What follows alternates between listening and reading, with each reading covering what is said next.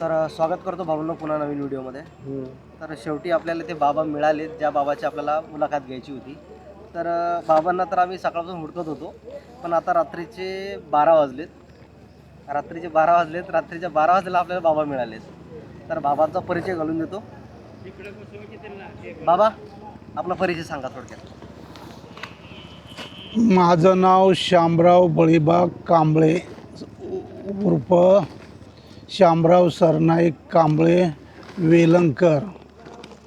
मी 1 जानेवारी 1818च्या भीमा कोरेगाव लढाईतील सेनापती वीर सिद्धनाग यांच्या 5व्या पिढीचे वंशज आहोत आणि मी स्वतः लेखक आहे. त्या काळी सिद्धनागानं तलवारीनं लढाई लढली, पर आजची लढाई ही पुस्तक रूपानं लेखणीची लढाई आहे आणि मी पुस्तक रूपानं सिद्धनागाचा इतिहास समाजासमोर मांडत आहे. तर बाबा, तुम्ही कुठले पुस्तक प्रसारित केले जातात? आतापर्यंत माझी कमीत कमी 7-8 पुस्तकं प्रकाशित झालेली आहेत. वीर सिद्धनागबद्दल कोणते पुस्तक तुम्ही विराटगडचा रणसंग्राम, अच्छा, पहिले शूरवीर सिद्धनाग महार यांचा पराक्रम, नागेवाडीच्या नागनाथ महार यांचा पाटीलकीचा इतिहास, एक नंबर पुस्तक आहे. म्हणजे बरेचसे पुस्तक तुम्ही प्रसारित 2 नंबर पुस्तक रणझुंजार सिद्धनाथ महार, गरजे जीवा शिवाची तलवार. 3 नंबर पुस्तक चमके क्षत्रिय बौद्ध मराठा शूर सिद्धनाथ वीर रायनाग यांची तलवार, इतिहास आधारित शूरमर्दांचा पोवाडा.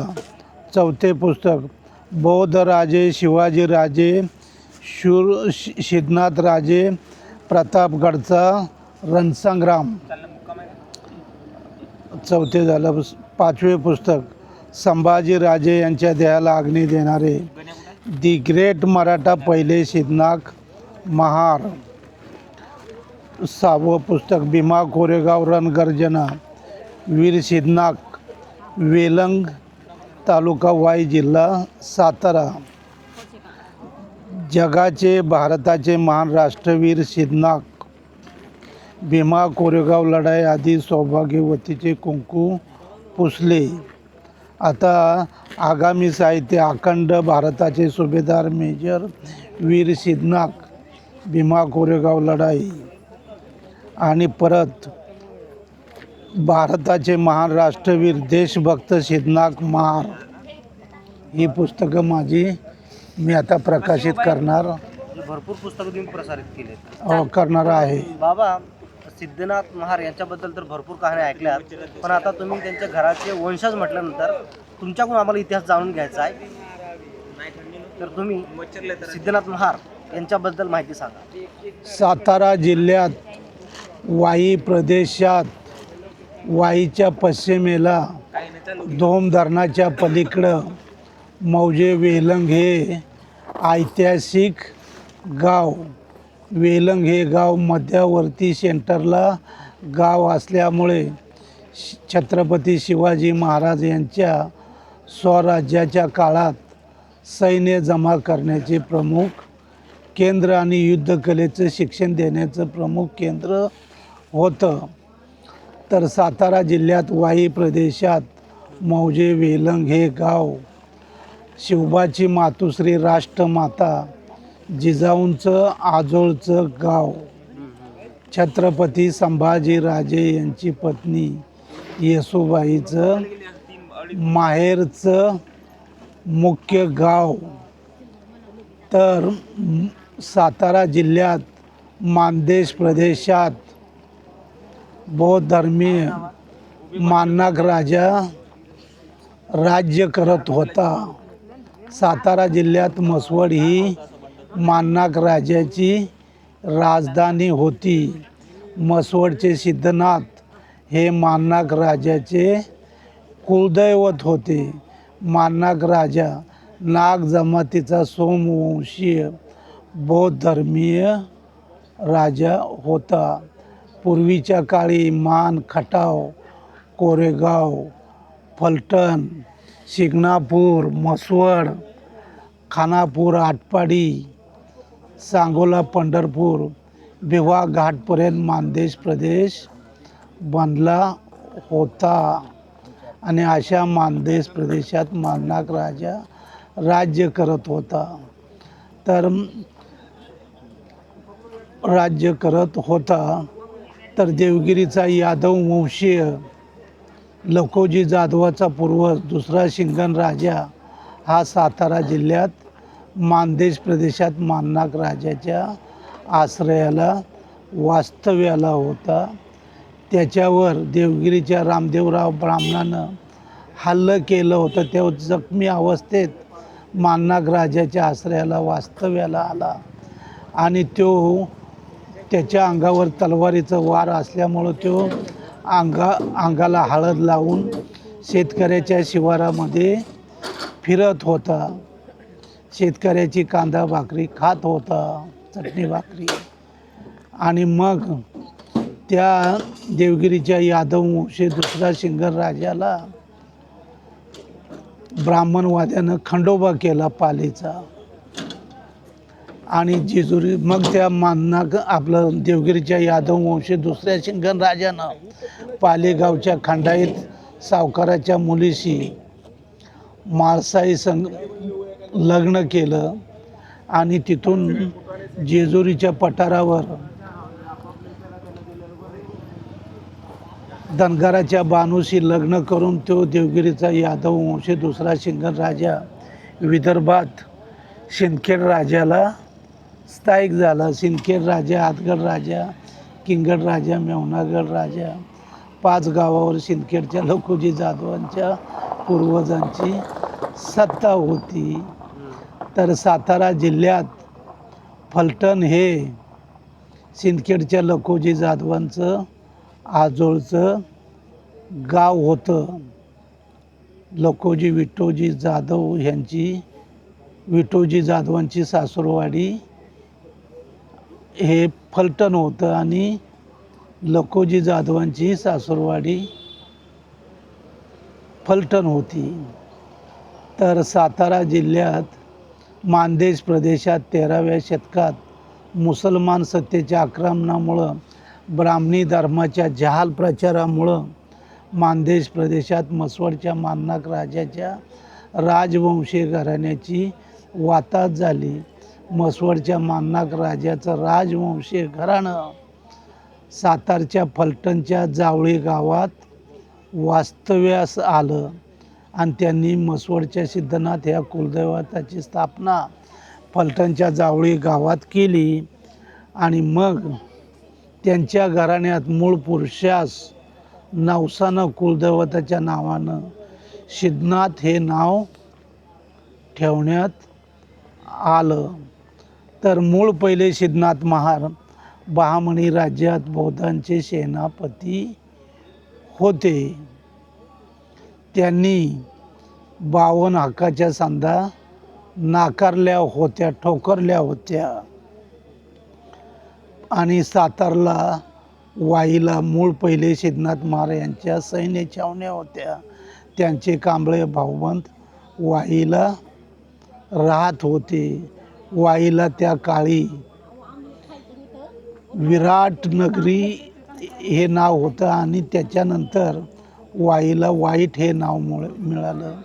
मूळ पहिले सिद्धनाथ महाराजनं वाईट नावाचा ठ काढून वाईला वाई हे नाव दिले आणि वाईच्या सिद्धनाथ वाडीला सिद्धनाथ महाराजच्या सैन्य छावण्या असल्यामुळं सिद्धनाथ महाराजच्या नावामुळं वाईला सिद्धनाथ वाडी हे नाव मिळालं.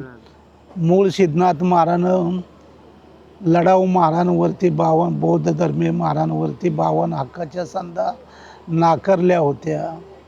पण फलटणच्या जावळी गावात राहणारा अमृतनाथ अंबरनाथ महाराजनं 1552 साली बहामणी राज्याचा राज झाल्यानंतर त्यांनी त्या 52 हक्काच्या संधा स्वीकारल्या आणि संपूर्ण बौद्ध धर्मीय महाराजांवर ब्राह्मणी धर्माची चातुर्वर्ण व्यवस्थेची गुलामगिरी लादून घेतली.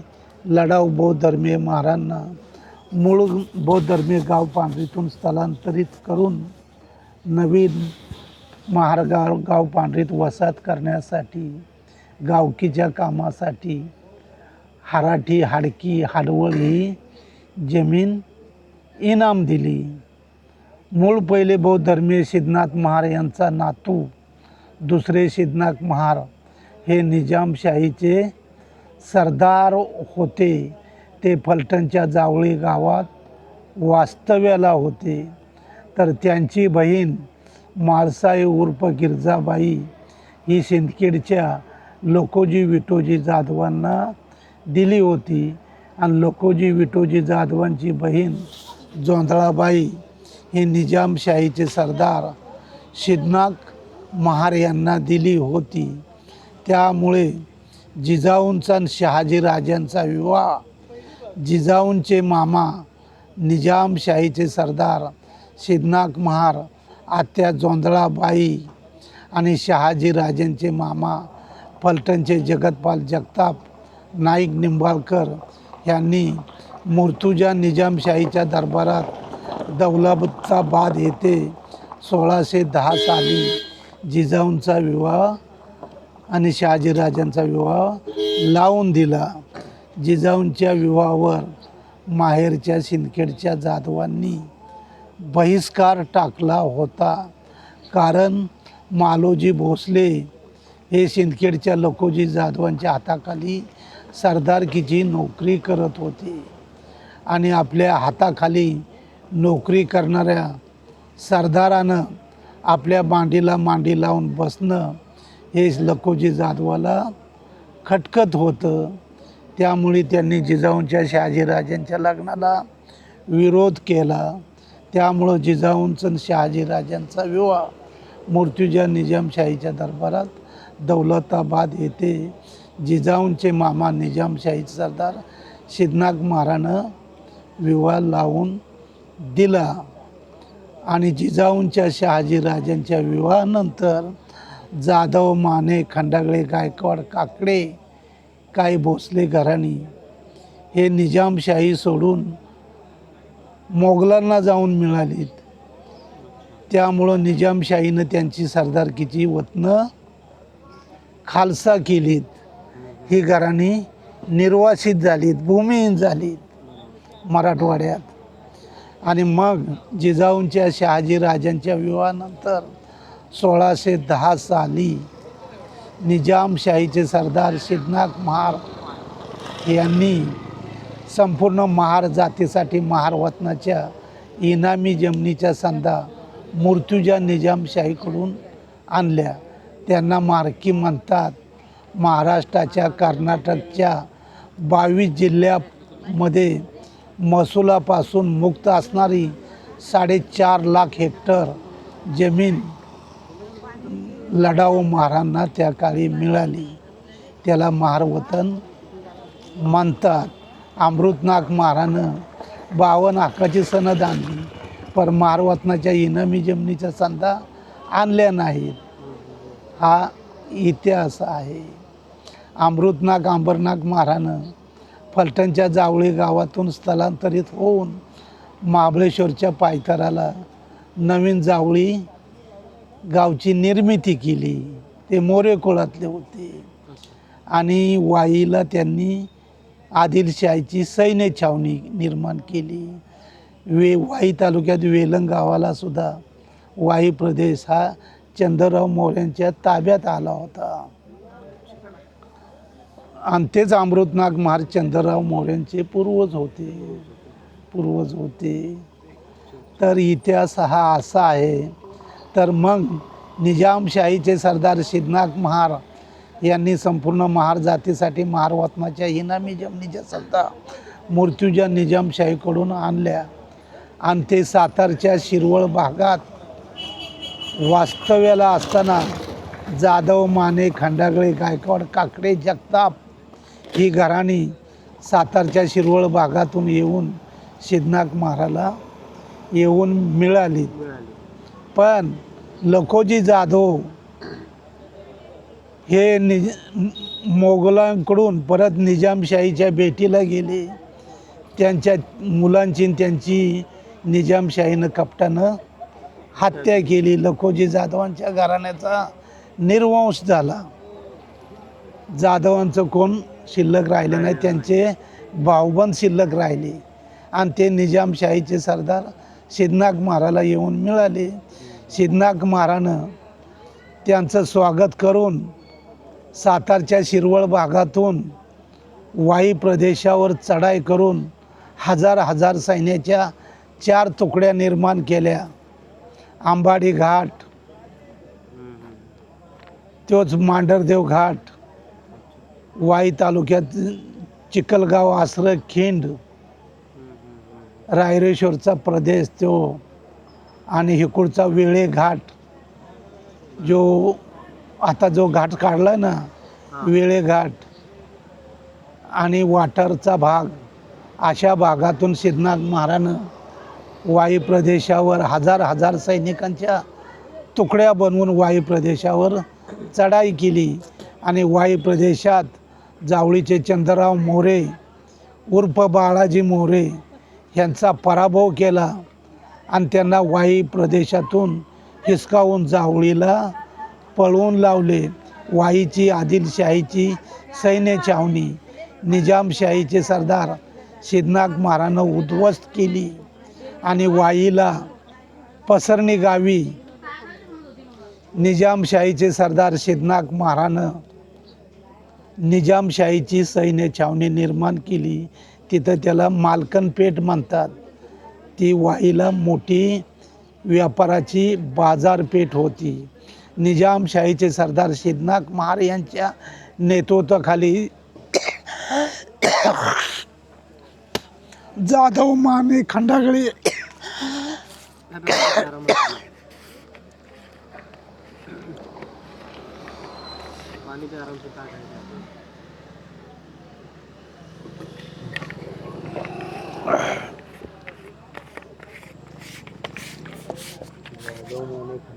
निजामशाहीचे सरदार सिद्धनाथ महाराजच्या नेतृत्वाखाली जाधव, माने, खंडागळे, गायकवाड, काकडी, जगताप, गाडे, भोसले या महार सरदार घराण्यांनी सातारा जिल्ह्यात 12 मावळ प्रांतात महारवतनावर मूळ वसाहत निर्माण केली.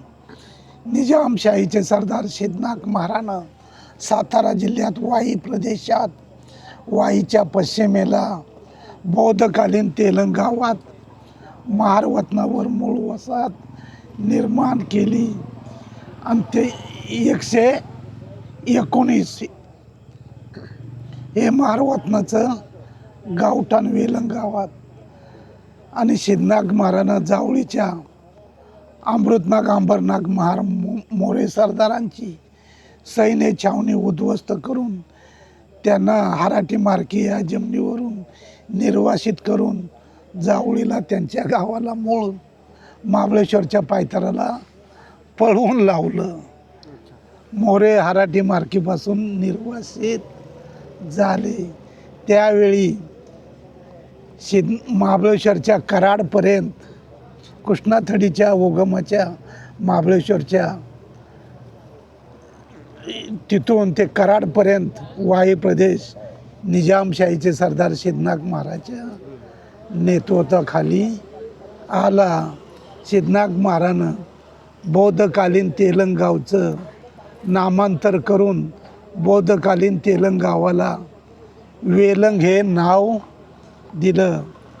सातारा जिल्ह्यात वाई प्रदेशात वेलंग हे ऐतिहासिक गाव असून सातारा जिल्हा परिषदसाठी वेलंग गट म्हणून स्वतंत्र मतदारसंघ होता. वेलंग गाव च्या सरहद्द सीमेवर कृष्णा आणि वळकी नदीचा संगम झालेला आहे. आता वेलंग गावच्या पूर्वेला महाराष्ट्र शासनानं 1975 साली कृष्णा नदीवर धोम धरण बांधलेलं आहे. कृष्णा नदी धोम, भोगाव, मेनवली, वाईवरून वाईच्या पूर्वेला कराड, सांगली पर्यंत वाहून ते कर्नाटकमधून आंध्र प्रदेशाला वाहत जाते. तर कृष्णा नदी एक ऐतिहासिक नदी असून पलीकडं कृष्णा नदीचं जोर खोरं, इकडं वळकी कमंडोल नदीचं जांभळ खोरं. तर ह्या दोन खोऱ्यामधून मध्ये सिद्धनाथ महाराजचं प्रस्थ होतं वाई भागात.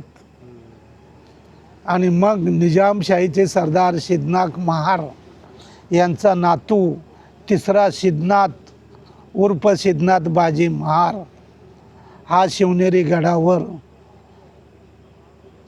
शिवाजीराजांच्या जन्माच्या वेळेस शिवनेरी गडावर निवडक सैन्याचा सेनापती सातारा वेलंगचा सिद्धनाथ महार होता. तर 1643 सिद्धनाथ महार हा सातारा वाई वेलंगचा मूळ वतनदार महार. त्याचं घराणं राजवंशी घराणं, सरदार घराणं. त्याचे पूर्वज आजोबा हे सरदार होते निजामशाहीचे. आणि हा वेलंगावचा वतनदार महार होता. आणि 1643 सालचा पावसाळा संपल्यानंतर शहाजी राजाचा निरोप घेऊन भोर खोऱ्यातील रोडे खोऱ्यातील कान्होजी नागोजी जेदे यांनी रायनाक महाराला सोबत घेऊन वेलंग गावात सिद्धनाथ महाराजची भेट घेतली. आणि शहाजी राजांचा जिजाऊंचा निरोप सिद्धनाथ महाराला सांगितला की 12 मावळ प्रांतात महार सैन्य जमवून शिवरायांना स्वराज्याच्या लढाईत मदत करण्यास सांगितलं होतं. सिद्धनाथ उर्फ सिद्धनाथ बाजी सरनाईक महार यांनी 12 मावळ प्रांतात महार सैन्य जमवून 1643 सालचा पावसाळा संपल्यानंतर सम्राट अशोकाच्या विजयादशमी दिवशी रायरेश्वरच्या शंकराच्या देवळात शिवरायांना घेऊन स्वराज्याची स्थापनेची शपथ घेतली. मग शिवरायांसोबत ह्या महार सरदारांनी आपल्या डाव्या करंगळीचं रक्त त्या शंकराच्या पिंडीवर वाहिलं, भगवा गुलाल वाहिला. आणि हर हर महादेव ही घोषणा शिवरायांसोबत महार सरदारांनी दिली. आणि मग शिवरायांनी स्वराज्य स्थापनेची घोषणा केली. आणि मग ह्या 12 मावळ प्रांतातील महार सरदारांनी आपल्यासोबत आणलेल्या चटणी भाकरीच्या शिदोरी शिवरायांसोबत एकत्र त्यांनी भोजन केलं. शिवराया जातीपातीचा राजकारण करत नव्हते. शिवराया धर्मव्यवस्था मानत नव्हते. तर मग वाई ही बौद्ध धम्माचं पूर्वीच्या काळी केंद्र होतं. सम्राट अशोकाच्या काळात येशिदींना हा व्यापारी व्यापारानिमित्त वाईला आला होता. आजसुद्धा वाई प्रदेशात लोहारे गावी बौद्धकालीन लेण्या आहेत. तर बौद्ध धर्माचा राज झाल्यानंतर ब्राह्मणांनी बुद्ध विहारे पाडून बुद्धाच्या मूर्तीला काळा रंग पासून तिथं शंकराच्या पिंडीची स्थापना केली. बाळासाहेब ठाकरेंचे वडील प्रबोधनकार उर्फ केशव सीताराम ठाकरे यांची धर्माची देवळण देवळाचा धर्म हे पुस्तकं वाचल्यानंतर खरा इतिहास समाजासमोर येतो. म्हणून छत्रपती शिवाजी महाराजांनी 1643 सालची सम्राट अशोकाच्या विजयादशमी दिवशी रायरेश्वरच्या शंकराच्या मंदिरात जी स्वराज्य स्थापनेची शपथ घेतली. तर वाईचा प्रदेश हा बौद्ध होता, बौद्ध धर्मीय होता. आणि म्हणून शिवरायांनी रायरेश्वरच्या शंकराच्या मंदिरात स्वराज्य स्थापनेची शपथ घेतली. आणि 1645 साली छत्रपती शिवाजीराजांनी जिजाऊंच्या आजोळच्या सातारा जिल्ह्यातील वाई प्रदेशातील मौजे वेलंग गावात स्वराज्याची घोषणा केली 1645 साली आणि मग शिवरायांनी 1646 साली आदिलशाहीच्या ताब्यातून तोरणा किल्ला घेऊन शिवरायांनी स्वराज्याचे तोरण बांधलं. आणि मग शिवरायांनी जिजाऊंच्या आजोळच्या मौजे वेलंग गावातून लढाऊ महार सैन्य घेऊन 12 जानेवारी 1656 साली महाबळेश्वरवरून जावळीला जाऊन जावळीच्या चंद्रराव उर्फ यशवंतराव मौर्याला तिथं हे केलं, जावळी जिंकली. यशवंतराव मोरे रायरीला पळाला. तर यशवंतराव मोरे हा चंद्रराव मोरे म्हणजे खरा नव्हता. बाळाजी मोरे ह्याचा मोठा मुलगा दौलतराव मोरे ह्याला पुत्रसंतान नसल्यामुळं त्याच्या पत्नीच्या नात्यातील शिवतरकरचा यशवंतराव मोरे हा दत्तकपुत्रानं जावळीच्या राजगादीवर वारसा हक्कानं आला. आणि तो शिवरायाला राजा मानायला तयार नव्हता. स्वराज्याच्या कार्यास मदत करायला तयार नव्हता. शिवाजी राजांच्या विरोधात त्याचं वागणं होतं.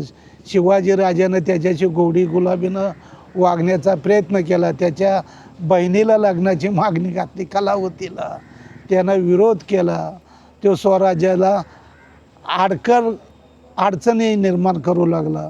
त्यानं वाई प्रदेशात जोरखोऱ्यात चिखलीच्या रामोजी पाटलाची हत्या केली. आणि म्हणून शिवाजी राजांनी 1656 साली सातारा जिल्ह्यातील वाई प्रदेशातील मौजे वेलंग गावातून महार सैन्य घेऊन जीवा महार, यसनाक महार, रायनाक महार, गोंदाजी महार, कमलनाक महार, परत तायनाक महार असे लढाऊ महार सैन्य घेऊन कृष्णाथडीच्या महाबळेश्वरच्या इथून जावळीवर चढाई करून 1656 साली शिवरायांनी जावळी खालसा केली. यशवंतराव मोरे रायरीला पळाले. शिवाजी राजांनी 3 महिने रायरी किल्ल्यास वेढा देऊन यशवंतराव मोर्याला शरण येण्यास भाग पाडलं. तो शरण आला नाही. शिवाजी राजांनी त्याला रायरी किल्ल्याच्या पायथ्याला ठार मारलं. त्याचा मुलगा बाजी मोरे, कृष्णराव मोरे, हनुमंतराव मोरे हे जयद्यांच्या आश्रयानं सातारा जिल्ह्यात कोरेगाव तालुक्यात रहमत खानच्या आश्रयाला पळाले. मग शिवाजी राजांनी रायरी किल्ला हा जिंकला. मानगावचा पिलाजी शिर्के ज्याला संभाजी राजाचा सासरा म्हणतात, तो संभाजी राजांचा सासरा नव्हता. पिलाजीराव गोपाजीराव शिर्के मानगाव खोऱ्यात रायगड जिल्ह्यातला आदिलशाहचा सरदार होता आणि चंद्रराव मोर्याचा पाठीराखा होता. शिवाजी राजांनी जेव्हा रायरी किल्ला जिंकला, जावळी खालसा केली, तेव्हा हा मानगावचा पिलाजी शिर्के शिवाजी राजाला शरण आला. आणि मग शिवाजी राजांची प्रथम पत्नी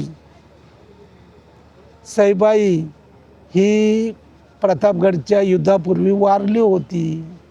आणि मग शिवाजी राजांनी मानगावच्या पिलाजी प्रतापगडच्या युद्धानंतर सोयराबाई संघ दुसरा विवाह केला. तर आता हे जावळीची लढाई शिवाजी राजानं जिंकली. सिद्धनाथ महाराजनं त्यांना जावळीची लढाई रायरीच्या पुढं रायगड झाला का? मी सांगतो, ऐकून घ्या. मग रायरी किल्ला शिवरायांच्या ताब्यात आला. शिवरायांनी रायरी किल्ल्याचे किल्लेदार रायनाक महाराजची नेमणूक केली. रायगडला मुबारक खानाचा वेढा पडलेला असताना रायनाक महारानं तो वेढा थोपून धरला आणि रायनाक महार धारातीत पडला. शिवरायांनी रायरी किल्ल्याचं नाव रायगड केलं रायनाकाच्या नावानं. हा इतिहास आहे.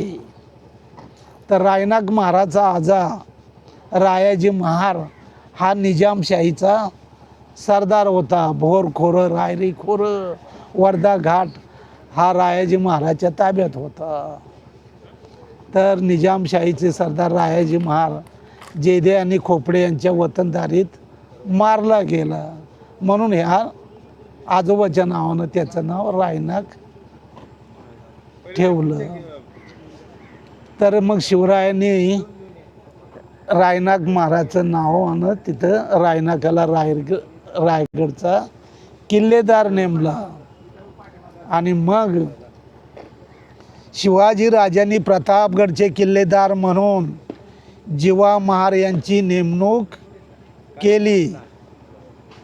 जिवा महार जिजाऊंच्या आजोळच्या घराण्यातला नातेवाईक होता. सिद्धनाथ महाराचा मेवणा होता.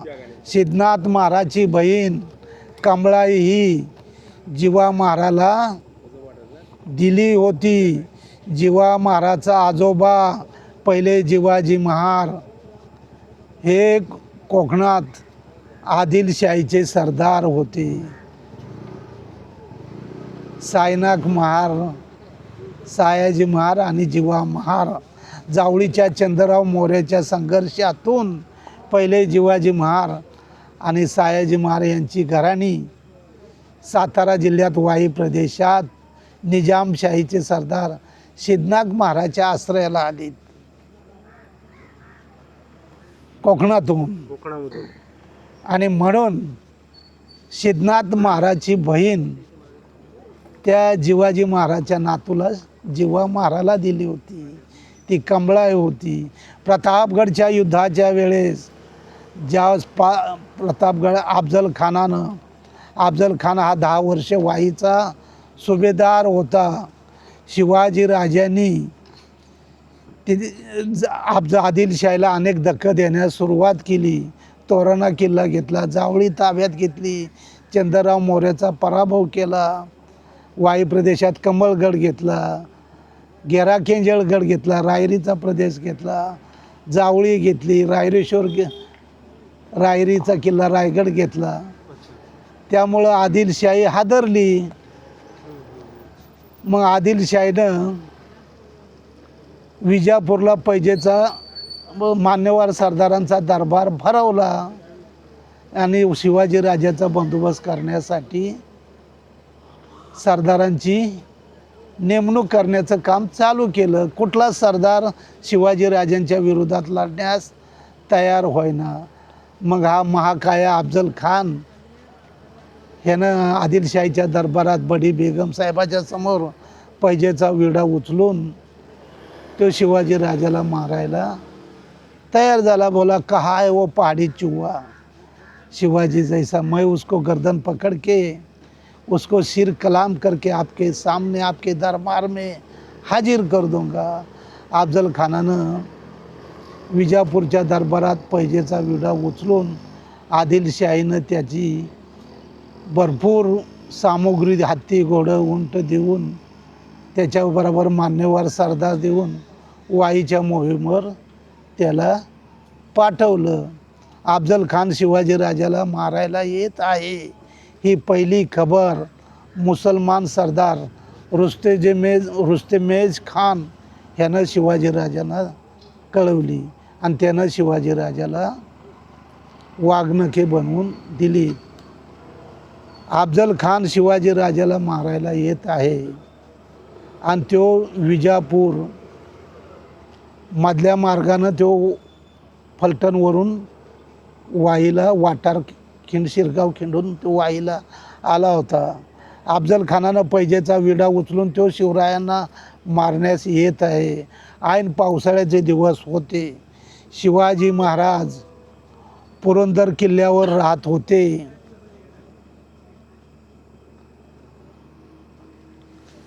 कारण शिवरायांची प्रथम पत्नी सईबाई, संभाजीराजांची मातुश्री सईबाई ह्या आजारी होत्या आणि 5 सप्टेंबर 1659 साली सईबाईचं पुरंदर किल्ल्यावर निधन झालं.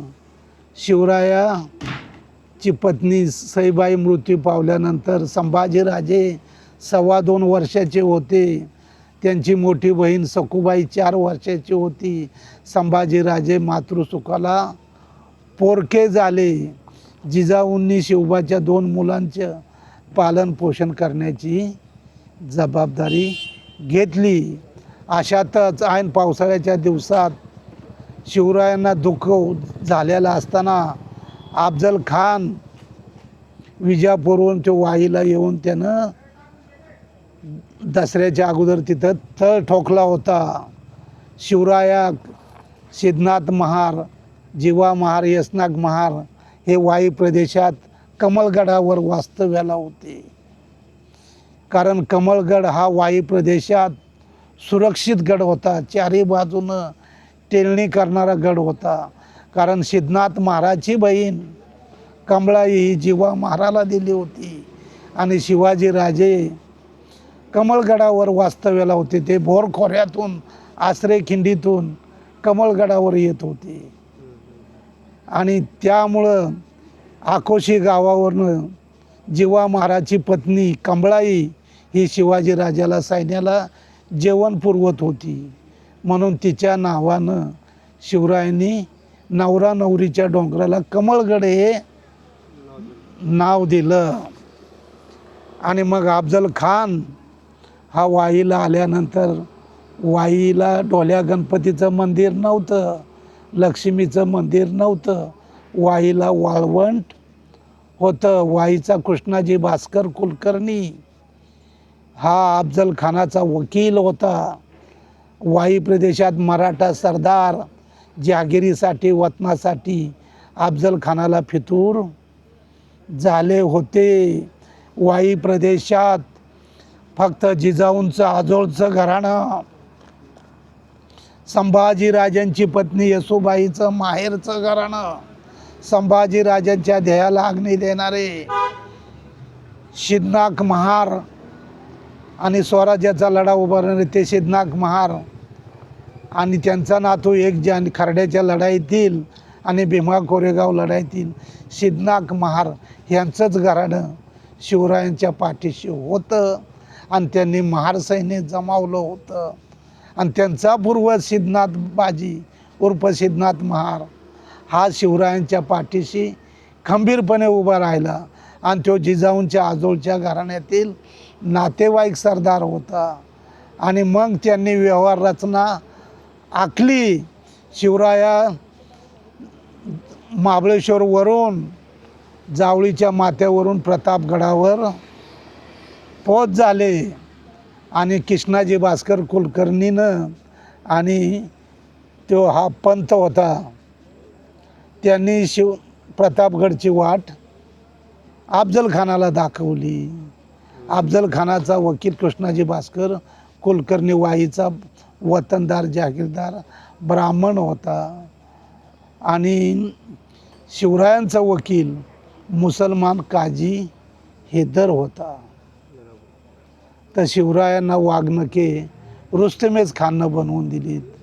आणि मग 2 वकिलांशी चर्चा होऊन प्रतापगडच्या पायथ्याशी अफजल खानाची आणि शिवाजीराजांची भेट ठरली. शिवाजीराजांनी अगोदरच महार सैन्याची जमवाजमव केली होती. बोर खोऱ्यातील खंडू खोपडे, केदारजी खोपडे, सुलतानराव जगदाळे, आदिकराव काकडे, दिनकरराव काकडे, मंबाजी भोसले असे कितीतरी मराठा सरदार शिवरायांच्या विरोधात अफजल खानाच्या बाजूनं लढत होते. फक्त महार सरदारच शिवाजीराजांच्या बाजूला होते. आणि प्रतापगडच्या पायथ्याशी अफजल खान पसरणी घाटावर वाईवरून पसरणी घाट मार्गे पाचगणी, महाबळेश्वर, कुंभरोशी ह्या ठिकाणी तो आला आणि प्रतापगडच्या पायथ्याशी भला मोठा मंडप शामियानमध्ये शिवरायांची आणि अफजल खानाची भेट ठरली. शिवरायांनी अगोदरच महार सरदारांची जमवाजमव केली होती. जीवा महार, यशनाग महार, जीवा महाले आता मानतात नाभिक समाजाचा, पण ज्या शिवाजीराजांची आणि अफजल खानाची प्रतापगडच्या पायथ्याशी भेट झाली तेव्हा शिवाजीराजांनी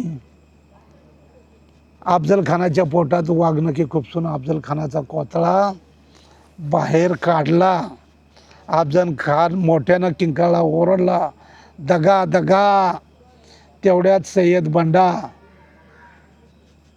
अफजल खान ठार झाल्यानंतर अफजल खान दगा दगा म्हणताच वाईच्या कृष्णाजी भास्कर कुलकर्णी ब्राह्मणानं, त्याचा अफजल खानाचा वकील होता, त्यानं शिवाजीराजांवर पहिला वार केला. ब्राह्मणाने शिवाजी महाराजाच्या कपाळी खोच पडली. शिवाजी महाराज तेवढ्यात रक्ताबांबळ झाले. सावध होऊन शिवाजीराजांनी पहिला वार वाईच्या कृष्णाजी भास्कर कुलकर्णीवर केला. ब्राह्मण म्हणून कोण मूल हिजा ठेवतो. तर शिवाजीराजांनी आपल्या तलवारीच्या गावानं कृष्णाजी भास्कर कुलकर्णी ब्राह्मणाला ठार मारलं. ब्रह्महत्या पाप नव्हे हे शिवाजीराजांनी इतिहासातून दाखवून दिलं. आणि मग तेवढ्यात सय्यद बंडा पट्टा चढून शिवाजीराजांना मारण्यास धावून आला. तेवढ्यात जीवा महार जिजाऊंच्या आजोळच्या घराण्यातील नातेवाईक सरदाराचा मेहुणा, सिद्धनाथ महाराजचा मेहुणा, कारण जिजाऊंच्या आजोळच्या घराण्यातील मुलगी कमळाई ही जीवा महाराला दिली होती. आणि त्यामुळं जीवा महारानं आपल्या दांडपट्ट्यानं सय्यद बंडाचा एक हात निकामी केला. तेवढ्या त्या जीवा महाल्यानं सय्यद बंडाचा दुसरा हात निकामी केला. त्या सय्यद बंडाचं दोन्ही हात निकामी झालं आणि मग त्याला ठार मारलं. मग शिवाजीराजे म्हणले, होते जीवा महार आणि होते जिवाजी महाले म्हणून वाचले शिवाजी. मग आणि यशनाग महारानं शंकर मोहित्याला ठार केलं. खंडू खोपड्याचं रायनाग महारानं हातपाय तोडलं. मराठा सरदार जीव घेऊन पळाले, त्यांच्या वाटा रोखल्या. प्रतापगडचा विजय युद्ध झाल्यामुळं शिंगाची तुतारी वाजवली, त्यामुळं सैन्याला चेतना मिळाली. मराठा सरदार अफजल खानाचं सैन्य रहमत खान, अफजल खानाचा मुलगा फाजल खान ह्यांना कापून काढलं. आणि मग ही लढाई शिवाजीराजांनी हवेतच बघितली. मग शिवाजीराजांनी आपल्या सरदार लोकांना गोळा करून प्रतापगडच्या पायथ्यापासून वाई प्रदेशात वाईवरलं शिवाजीराजाची मिरवणूक वाजत गाजत घोड्यावर ढोल जिमसनाई तापा लावून मौजे वेलंग गावात जिजाऊंच्या आजोळच्या गावी आली.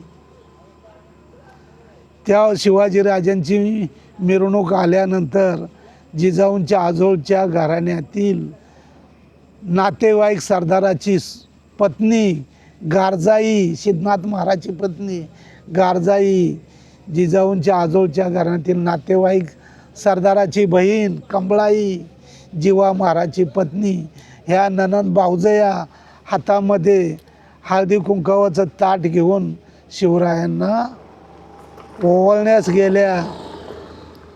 आणि त्यांनी शिवरायांना ओवाळलं. शिवरायांनी भाव म्हणून त्यांना ओवाळणे घातली की हा भाव सदैव तुमच्या पाठीशी राहील. आणि मग ऑक्टोंबर महिन्यात येसूबाईचा जन्म झाला होता. ऑक्टोंबर महिन्यात त्या जिजाऊ वेलंग गावात वास्तव्याला होत्या. संभाजीराजे वास्तव्याला होत्या. सखूबाई वास्तव्याला होती. कारण शिवरायांच्या जीवनाचं काय बरं वाईट होऊ नये म्हणून जिजाऊंनी 3 महिने वाई प्रदेशात आपल्या आजोळच्या मौजे वेलंग गावात नातेवाईक सरदाराच्या घरी, सिद्धनाथ महाराजच्या घरी 3 महिने वास्तव्य केलं होतं. तळ ठोकला होता. आणि जिजाऊंच्या समोक्ष शिवरायांची मिरवणूक वेलंग गावात आली. जिजाऊंना फार मोठा आनंद झाला. जिजाऊंनी म्हटलं, बरं झालं त्या कृष्णाजी वाईच्या ब्राह्मणाला शिवबानं ठार केलं. आणि मग शिवबाची मिरवणूक संपल्यानंतर सिद्धनाथ बाजी महाराजच्या वाड्यात सरदार लोकांची बैठक बसली. तिथं जेवणाच्या पंक्ती झाल्या. त्यावेळेस सिद्धनाथ महाराजची पत्नी गारजाई ही तिसऱ्यांदा बाळंतीण झाली होती. तिला मुलगी झाली होती. आणि शिवराया तिथं जिजाऊ संभाजीराजे सखूबाई शिवराया वास्तव्याला वेलंग गावात राहिले. आणि त्यांना येसूबाई ही मुलगी लाडकी लहान मुलगी गोडस फार आवडली.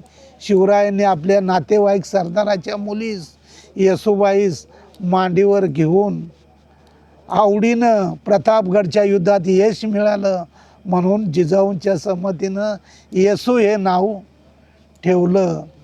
येसूबाई ही जिजाऊंच्या सान्निध्यात लहानाची मोठी झाली. संभाजीराजे 2.25 वर्षाचे होते आणि येसूबाई लहान होती. आणि मग शिवरायांना 1656 सालची जावळीची लढाई, प्रतापगडचं युद्ध, 1600 परत पावनखिंडीची लढाई, 16 ते 46 साली आग्र्याच्या कैदेतून संभाजीराजांची शिवाजीराजाची सुटका, आणि कुठलं बरं प्रतापगडचं, आणि शाहिस्तेखानाच्या रंगमालावर स्वारी, अशा लढाया वाई प्रदेशात सिद्धनाथ महार सरदारांनी शिवरायांना जिंकून दिल्या.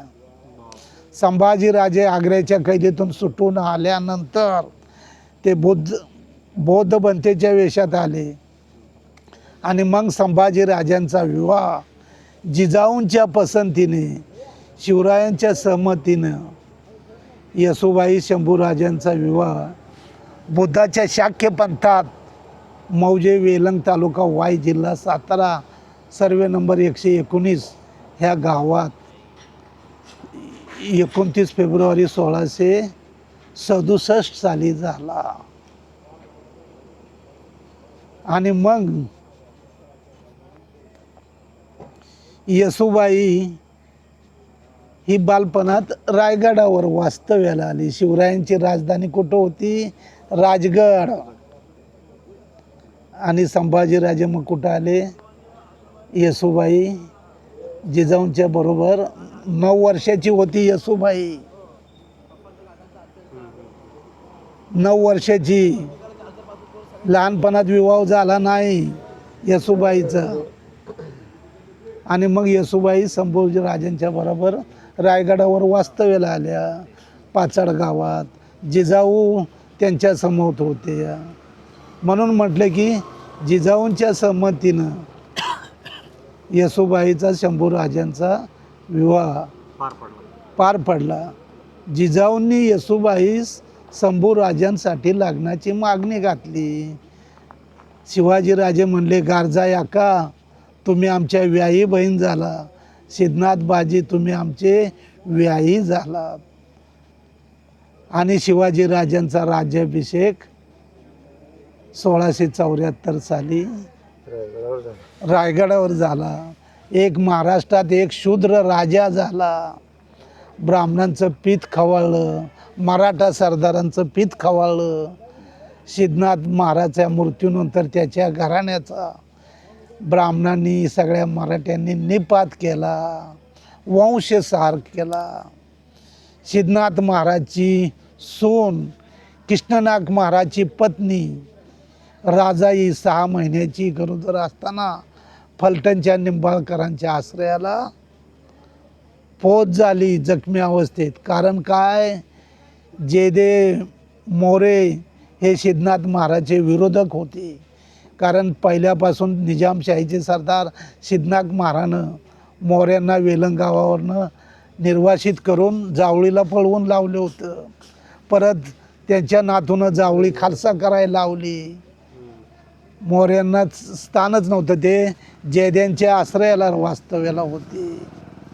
आणि हे असं मिळून त्यांनी सिद्धनाथ महाराजच्या घराण्याचा वेलंग गावात मोरोपंत पिंगळे अष्टप्रधान मंडळातील लोक राहत होते.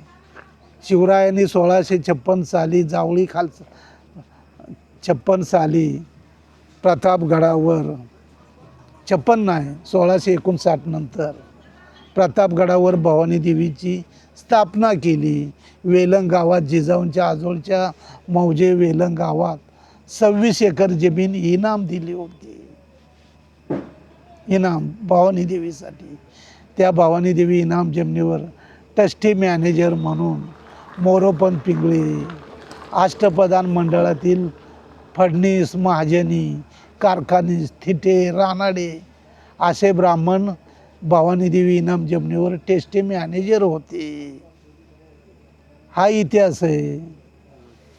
आणि मग सिद्धनाथ महाराजांना शिवरायांचा राज्याभिषेक झाल्यानंतर राज्याभिषेकाला ते उपस्थित होते. ते मृत्यू पावले. त्यांच्या घराण्यात मुलगा कृष्णनाग महाराज वाई प्रदेशात सरदारकीची नोकरी करत होता. वाईच्या मध्यावर्ती मांडरगडला कळक सैन्य छावणीवर सिद्धनाथ महाराजचा मुलगा कृष्णनाग महाराजचा पारा होता आणि त्याच्या घराण्याचा वंश सारसा आला. मौर्यांनी केला. वाडा उद्ध्वस्त केला. धनसंपत्ती लुटली. सिद्धनाथ महाराजची विधवा सून राजा ही गरोदर असताना फलटणच्या निंबाळकरांच्या आश्रयाला घोड्यावर पोच झाली रातोरात. कारण ती गरोदर होती. तिच्या उद्धारात कृष्णनाग महाराजचा अंश वाढत होता आणि घराण्याचा निर्वंश झालेला आहे. रक्ताचं नदी वाहत होती तिथं आणि ती बाई गरोदर होती आणि गरोदरपणात घराण्याचं अस्तित्व जीवन ठेवण्यासाठी ती निंबाळकरांच्या आश्रयाला पोच झाली. फलटणचे बजाजी निंबाळकर. कारण काय, सिंदखेडच्या लखोजी जाधवांच्या घराण्याचा निजामशाहीनं निर्वंश केला. लखोजी जाधवाचा मोठा मुलगा ह्याची सासूरवाडी फलटण होती, काकडे घराणं. आणि लखोजी जाधवाची सून फलटण नगरीमध्ये बाळंतीण झाली. तिला पुत्र झाला. त्याचं नाव होतं दमाजी महार. आणि तो निर्वासित म्हणून निंबाळकरांकडं घोड्याच्या पागेच्या ठिकाणी वास्तव्याला होता. सरदारकीची नोकरी करत होता. त्याला लिंबगोव्याच्या भोसल्यांची मुलगी दनाई केली होती आणि त्या त्याच्या पोटी लखोजी जाधवाच्या त्याला मुलगी झाली. आणि सखूबाई महात्माचा विवाह फलटणचे बजाजी निंबाळकर यांनी मुस्लिम धर्म स्वीकारला होता. त्यांना सर्व लांडा बजाजी निंबाळकर म्हणत होते. जिजाऊंना हे सहन होत नव्हतं. कारण शहाजी राजांच्या आजोळच्या घराण्याची बदनामी होत होती. म्हणून जिजाऊंनी शिवबास सांगून निंबाळकरांचं मुस्लिम बनणारं धर्मांतर अमान्य करून त्यांना शिखर शिंगणापूरच्या शंभू महादेवाची वाईच्या कृष्णा नदीचं पाणी नेऊन बजाजी निंबाळकरांचं शिंगणापूरच्या महादेवाचं पूजन करायला लावलं आणि परत त्यांना क्षत्रियांच्या शाक्य पंथात सामील करून घेतलं. तर सखूबाई तर निंबाळकरांनी मुस्लिम धर्म स्वीकारल्यामुळं त्यांचा मुलगा महात्मा ह्याला मान्यवर मराठा सरदार सोयरीक देत नव्हते. कारण त्याला लांडा बजाजी निंबाळकर म्हणत होते. मग जिजाऊंनी शिवबास सांगून शिवबाची मोठी मुलगी संभाजीराजांची मोठी बहीण सखूबाई ही बजाजी निंबाळकरांचा मुलगा महात्मास देण्यास भाग पाडलं. सखूबाई महात्माचा विवाह हा फलटण नगरीत होता. शिवबाच्या आणि जिजाऊंच्या आग्रा खातर सिद्धनाथ महार, त्यांची पत्नी गारजाई, त्यांचा मुलगा पहिला कृष्णनाग महार हे जातीनं विवाह सोहळ्यास हजर होते. रायनाग महार, यशनाग महार, गोंदाजी महार. तर सखुबाई माधवाचा विवाह सुरू होण्यापूर्वीच दुसरे लखोजी जाधव, पहिल्या लखोजी जाधवांचा नातू, हा फलटणला निंबाळकरांच्या आश्रयाला वास्तव्याला झाला. दुसरे लखोजी जाधव हे बजाजी निंबाळकरांकडे वास्तव्याला होते आणि त्यांचं आपल्या घरचंच कार्य असल्या कारणानं बजाजी निंबाळकरानं त्यांना यजमान पदाचा मान दिला होता. तर ही मान्यवर सरदार लोकांचा मान सन्मान करण्यासाठी लखोजी जाधव दुसरे यांनी सरदार लोकांना फेटा बांधायचं काम केलं आणि त्या ठिकाणी बजाजी निंबाळकरांकडून दुसरे लखोजी जाधव यांच्या हस्ते सिद्धनाथ महाराला मानाचा फेटा बांधला. ओळख नसताना, माहिती नव्हतं, कारण लखोजी जाधवांच्या घराण्याची हत्या झाली होती आणि ती त्यांची सून फलटण नगरीत बाळातीन झाली होती. तिला मुलगा झाला, त्याचं नाव लखोजी जाधव दुसरं ठेवलं. आणि मग त्या लखोजी जाधवाला मुलगी होती राजाई. सखुबाई माधवाचा विवाह पार पाडल्यानंतर सरदार लोकांच्या बैठका बसल्या पान सुपारी खाण्यास. त्या ठिकाणी बजाजी निंबाळकरानं दुसऱ्या लखोजी जाधवांची सिद्धनाथ महाराजची ओळख करून दिली. सरदार घराण्याची सरदार घराण्याला ओळख, राजवंशी घराण्याची ओळख पटली. आणि मग बजाजी निंबाळकरांमार्फत राजाईस सिद्धनाथ महारानं गारजाईनं लग्नाची मागणी घातली. कारण सखुबाई माधवाच्या विवाहात राजाई ही कलोरी म्हणून वावरत होती. कुलवरी. नऊवारी साडी, गौरवर्णाची शेलाटा बांध्याची ही राजाई उठून शोभून दिसत होती. आणि त्या ठिकाणी मग लखोजी जाधवाची आणि सिद्धनाथ महाराजची निंबाळकरांनी ओळख करून दिली. ओळखीचं रूपांतर सोयर संबंधात झालं. कारण इकडं जिजाऊंचं आजोळचं घराणं, तिकडं माहेरचं घराणं. आणि मग सरदार लोकांच्या बैठकीमध्येच पान सुपारीचा विडा मांडला. तिथं एकमेकांची पसंती झाली. मग सिद्धनाथ महाराजची पत्नी गारजाईनं राजाईस साडी, चोळी, हळदी कुंकू, खणा नारळानं तिची ओटी भरली. कारण काय, सिद्धनाथ महाराजची पत्नी गारजाई ही वाई प्रदेशातील वाशिवली गावच्या जाधवांची मुलगी होती.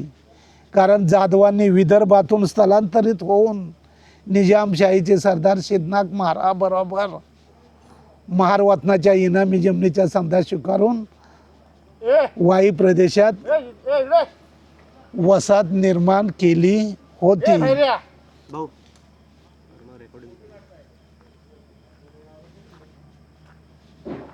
लिंक तुटते माझी. वाई प्रदेशात वसाहत केली होती. आणि सिद्धनाथ महाराजची पत्नी गारजाई आणि जिजाऊ ह्या नातेवाईक होत्या. आणि म्हणून सिद्धनाथ महारानं दुसरे लखोजी जाधवांच्या मुलीस सून म्हणून पसंत केली आपल्या मुलासाठी, कृष्णनाग महाराजसाठी. आणि मग सून म्हणून पसंत केल्यानंतर गारजाईनं तिची खणा नारळानं ओटी भरली. तिला साडी नेसवली. 5 सवासणीच्या हस्ते हळदी कुंकू लावलं.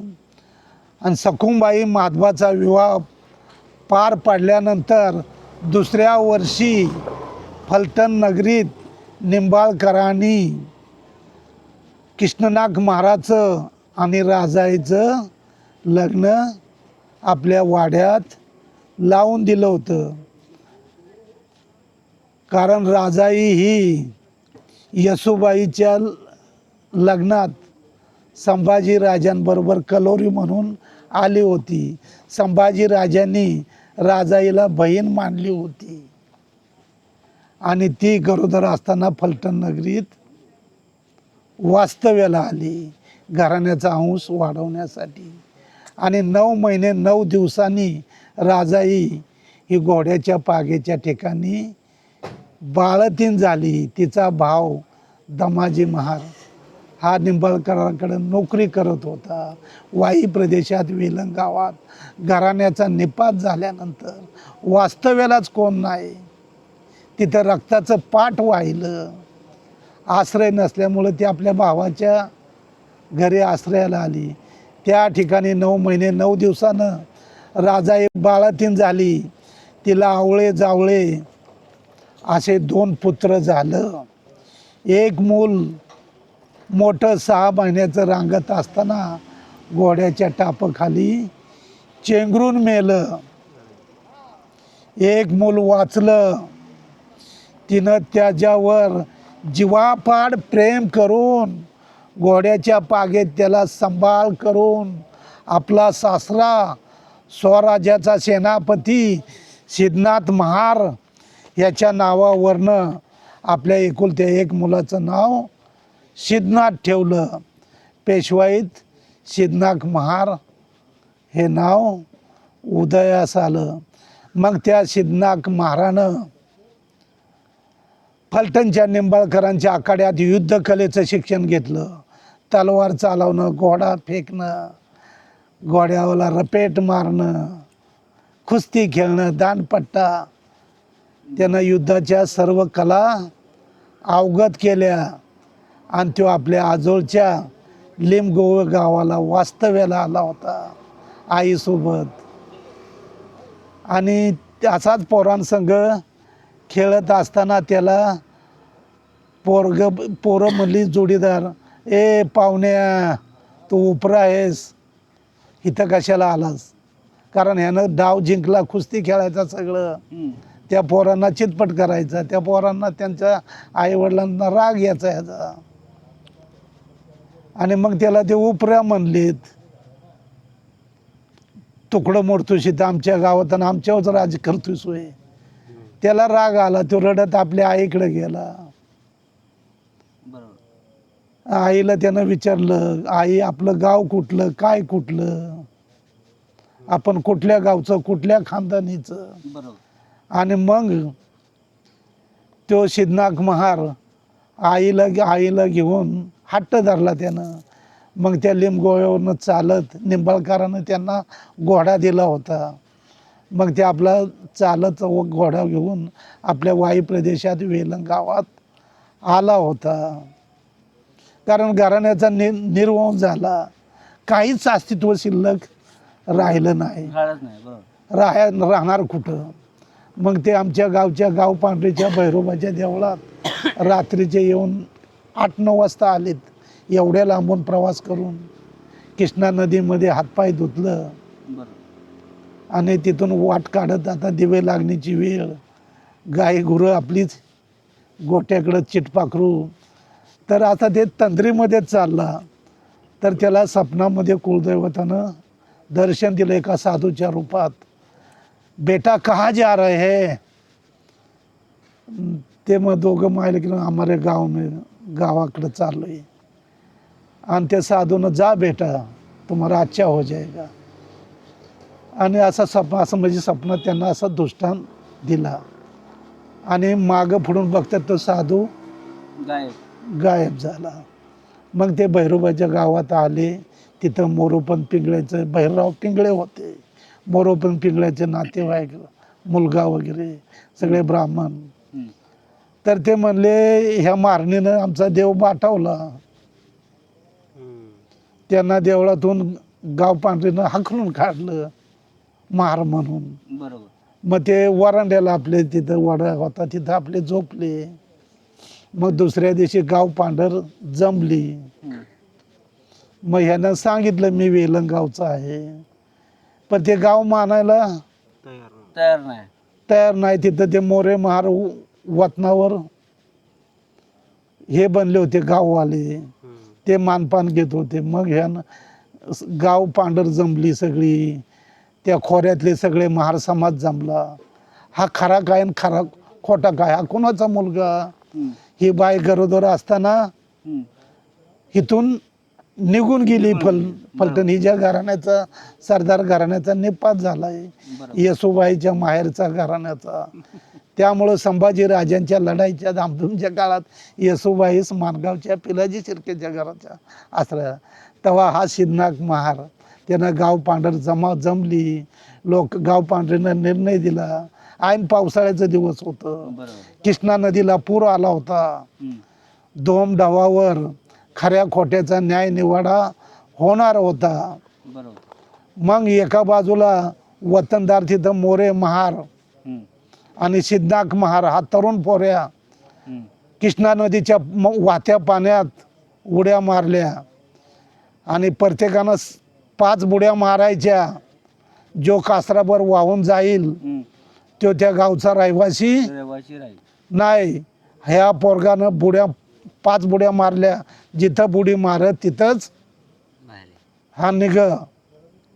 काहीतरी एक सत्याची बाजू होती. त्याच्या घराण्याचं कुलदैवत त्याच्या पाठीशी होतं काळ भैरवनाथ. आणि मग त्यानं वेलंग गावाच्या गाव पांढरीला सिद्ध करून दाखवलं, मी वेलंग गावचा वतनदार आहे, महार आहे. मग त्यानं हराठी मारक्या या इनामी जमिनी ताब्यात घेतल्या आणि गाव पांढरीला सिद्ध करून दाखवलं त्या खोऱ्यात, मी सिद्धनाथ महाराचा नातू सिद्धनाथ महार आहे. आणि मग हा ते संभाजीराजानं त्याला रायगडावर बोलवून घेतलं. त्याच्या आईला त्याला संभाजीराजे पन्हाळगडावरून सुटून आले आणि त्यांचा राज्याभिषेक त्यावेळेस सान्नीस्वार पाठवलं त्यांनी. सिद्धनाथ महाराला बोलवून घेतलं त्याच्या आईला. आणि मग संभाजीराजानं त्याला बाचा म्हणून फेटा बांधला, मामा म्हणून त्याच्या पाठीवरनं हात फिरवला आणि त्याच्या आईला साडी चोळी दिली. आणि मग सिद्धनाथ महाराजचा विवाहसुद्धा संभाजीराजानं लिंबगोव्याच्या भोसले घराण्याशी लावून दिला. आणि मग संभाजीराजांचा राज्याभिषेक झाल्यानंतर संभाजीराजांची पत्नी येसुबाई ही गरोदर होती. तिला पहिली मुलगी होती भवानी देवी. प्रतापगडच्यावर भवानी देवीची स्थापना केली आणि वेलंग गावात भवानी देवीला इनाम जमीन दिली होती. आणि म्हणून संभाजीराजांच्या आणि येसुबाईच्या पहिल्या मुलीचं नाव भवानी देवी ठेवलं. आणि मग येसुबाई दुसऱ्यांदा शाहू महाराजांच्या टायमाला गरोदर होती. रायगडावर येसुबाईच्या जीवाला धोका निर्माण झाला होता. कारण अष्टप्रधान मंडळातील सर्व मंत्री हे संभाजीराजांच्या विरोधात होते. संभाजीराजांना त्यांनी मासळीतून विष घातलं होतं. संभाजीराजे वाचले होते. तेव्हा संभाजीराजांची पत्नी येसुबाई दुसऱ्यांदा गरोदर असताना गांगवली येथे मानगावच्या पिलाजी शिर्क्यांच्या आश्रयाला राहावं लागलं. महारवाड्यात गांगवली इथं आहे बघा, गांगवलीमध्ये शिर्के आहेत, ते महार आहेत. आज सुद्धा रायगड जिल्ह्यात शिर्के आहेत. तर पिलाजी शिर्के वगैरे ते महारवाड्यात ते राहिले. इतिहासकारांनी काय केलं, येसुबाई मानगावच्या शृंगारपूरच्या पिलाजी शिर्क्यांची मुलगी दाखवली. इतिहास चुकीचा दाखवला. आणि मग सिद्धनाथ महार त्याची आई राजाई हिनं गांगवलीमध्ये राहून येसुबाईचं बाळंतपण केलं. कारण शिवरायांची द्वितीय पत्नी सोयराबाई ही मानगावच्या पिलाजी शिर्क्यांची बहीण होती आणि शिवरायांच्या द्वितीय पत्नीची मुलगी कुंवाराबाई मोठी मुलगी राजाराम महाराजांची बहीण. कुंवाराबाई ही माणगावच्या पिलाजी शिर्क्यांचा मुलगा गणोजी शिर्क्याला दिली होती. संभाजी राजे हे गणोजी शिर्क्याचे सख्खे मेवणे नव्हते, सावत्र मेवणे होते. संभाजी राजांनी शृंगारपूरला बुद्धभूषण धम्मग्रंथ लिहिला नाही, वाईला लिहिला. संभाजी राजाला वाईच्या केशव पंडित ह्या ब्राह्मणानं संस्कृतमध्ये शिक्षण दिलं. हा इतिहास आहे. हा संपूर्ण इतिहास ब्राह्मणांनी नष्ट केला. खोटा लिहिला. हा खोटं आहे. शिवाजी महाराजांचा रायगडचा दफ्तरखाना जाळून टाकला. शिवाजी महाराजांचं हे जे शतक होतं शिवशतक ते पेशव्यांनी नष्ट केलं आणि मुसलमानाचं फसली शतक चालू केलं. शिवाजी राजाला ब्राह्मणांनी विष घालून ठार मारला, कारण महाराष्ट्रात एक शूद्र राजा झाला. तुकाराम महाराजाला बी त्यांचा तसंच. राज्याभिषेक पण नाही ना केला त्याने. राज्याभिषेकाला शिवाजी राजाला ब्राह्मणांनी विरोध केला. शेवटी काशीवरनं गागा भट आणला. त्याला भरपूर त्याने पण कुठे धन दौलत द्यावी लागली, तेव्हा तो तयार झाला. तर शिवाजी राजाच्या मृत्यूनंतर संभाजीराजे येसुबाईसह पन्हाळगडावर नजर कैदेत होते. बरोबर. आणि ते राजे सुटून 6 महिन्यांनी सुटून आल्यानंतर ते रायगडावर आले आणि 1681 साली संभाजीराजांनी आपला राज्याभिषेक केला. बरोबर. राज्याभिषेकाला सिद्धनाथ महार उपस्थित होता. आणि मग संभाजीराजाला 1 फेब्रुवारी 1689 साली कोकणात संगमेश्वर येथे कसबा येथे संभाजीराजाला कैद केला. औरंगजेबचा सरदार शेख निजाम आणि गणोजी शिर्के वगैरे सगळे मराठा सरदार संभाजीराजाच्या विरोधात. त्यांनी शेख निजाम या सरदाराला माहिती पुरवली. संभाजीराजाकडे अवघं 150 सैनिक, त्यांच्याकडे 4500 सैनिक. संभाजीराजाला कैद केला आणि उलट मार्गानं शिराळा विशाळगड मार्ग मिरज मार्गे मसवड अकलूज हे तर वडूच्या बहादूरगडावर नेले. नंतर तुळापूरला आणले आणि नंतर वडू बुद्रुकच्या सैन्य छावणीत संभाजीराजाला ठार मारलं. औरंगजेब इस्लाम धर्माप्रमाणे संभाजीराजाला ठार मारू शकत नव्हता, कारण संभाजीराजे ब्राह्मणी धर्मात चातुर्वर्ण व्यवस्थेत 4थ्या वर्णातील शूद्र होते. शूद्रानं लेखन वाचन केलं, ग्रंथ लिहिलं, म्हणून संभाजीराजाची हत्या केली. संभाजीराजांचं डोळं काढलं, तापलेल्या सळईनं डोळं फोडलं, जीभ कलाम केली, कानात शिसं ओतलं, हातापायाची बोटं छाटलीत, शिर कलाम केलं, देहाचं तुकडं तुकडं करून भीमा नदीकाठी वडू बुद्रुक गावी टाकलं होतं. रायाप्पा महारानं संभाजीराजांची सुटका करण्यासाठी प्रयत्न केला. रायाप्पा महार मारला गेला. आणि म्हणून रायाप्पा महाराजच्या देहासाठी रायाप्पा महाराजची पत्नी जनाई आणि त्यांचे मेवणे गोविंद गोपाळा महार, गणपत महार हे परिवार वडू बुद्रुकला आले होते. त्यांना तिथं भीमा नदीकाठी संभाजीराजाचं देहाचं तुकडं दिसलं. त्यांनी घोंगडीत बांधून वडू बुद्रुक गावात आणलं आणि चांभाराकडून शिवून घेतलं. बरोबर. आणि त्या ठिकाणी संभाजीराजाच्या देहाला अग्नी देण्यासाठी संपूर्ण महार समाज जमा झाला होता. संभाजीराजे हे जिजाऊंच्या आजोळच्या घराण्यातले जावई होते. येसुबाईच्या माहेर होतं वेलंगाव. आणि तो सिद्धनाथ महार संभाजीराजांचा भाचा होता, येसुबाईचा भाचा होता. सिद्धनाथ महाराजचा नातू जो नाही का फलटण नगरला जन्माला आला. चौथा. चौथा का? हां. आणि मग त्यानं महार सैन्य घेऊन वडू बुद्रुकला जाऊन वडू बुद्रुकला संभाजीराजाच्या देहाला चारी बाजूने वेढा देऊन गणपत महाराजच्या शेतात सिद्धनाथ महाराजानं अग्नी दिला. अग्नी देण्याचा अधिकार कोणाला असतो? हिंदू धर्मामध्ये परक्या माणसाला असतो का? नाही. नाही नाही नाही जवळच्या नातेवाईकाला. नातेवाईक हो, बरोबर. तर सिद्धनाथ महार हे संभाजीराजांचे भाचे होते. त्यांच्या पत्नीचा तो भाचा होता. त्यांची मावळण येसूबाई ही संभाजीराजाला दिली. म्हणून सिद्धनाथ महारानं गोविंद गोपाळ महाराला सोबत घेऊन गणपत महाराजच्या शेतात बुद्धाच्या शाक्य पंथात अग्नी दिला. डगोजी मंगोजी ते वडू बुद्रुकचे त्यांनी संभाजीराजाचा विधी केला शाक्य पंथानुसार. बरोबर आहे. आणि मग संभाजीराजाचा तिसऱ्या दिवशी आस्ती घेतल्या. गणपत महाराला गोविंद गोपाळ महाराला सोबत घेतलं आणि संभाजीराजांच्या आस्ती रायगडावर आणल्या.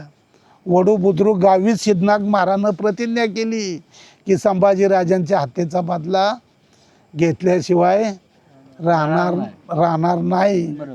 संभाजीराजांच्या अस्थी रायगडावर आणल्या. येसूबाई बाळ शाहू राजा. आणि मग संभाजीराजांच्या 10व्या दिवसाचा कार्यक्रम येसूबाई शाहू राजांच्या हस्ते पार पडला रायगडावर. हा इतिहास कोण तुम्हाला सांगू शकतं का? हा? कोणी तुम्हाला सांगितलं का इतिहास? नाही नाही. मग रायगडला जुल्फिकार खानानं वेढा दिला. औरंगजेबचा सरदार सिद्धनाथ महारानं रायगडावर ताराराणी, राजाराम महाराज, येसूबाई, शिवाजीराजांची पत्नी सकवाराबाई असे 200 लोक वास्तव्याला होते. आणि रायगडला जेव्हा जुल्फिकार खानानं वेढा दिला तेव्हा रायनाथ महारानं आणि सिद्धनाथ महारानं रायगडचा दरवाजे थुपून धरले. पण वाईच्या देशमुखीच्या जहागिरीसाठी बावधनच्या सूर्याजी पिसाळानं रायगडचे दरवाजे खुले केले. रायगड मोगलांच्या ताब्यात जाणार म्हणून राजाराम महाराज आणि पत्नी ताराबाई त्यांचा परिवार कर्नाटकमध्ये जंजिया किल्ल्याच्या आश्रयाला पळाले.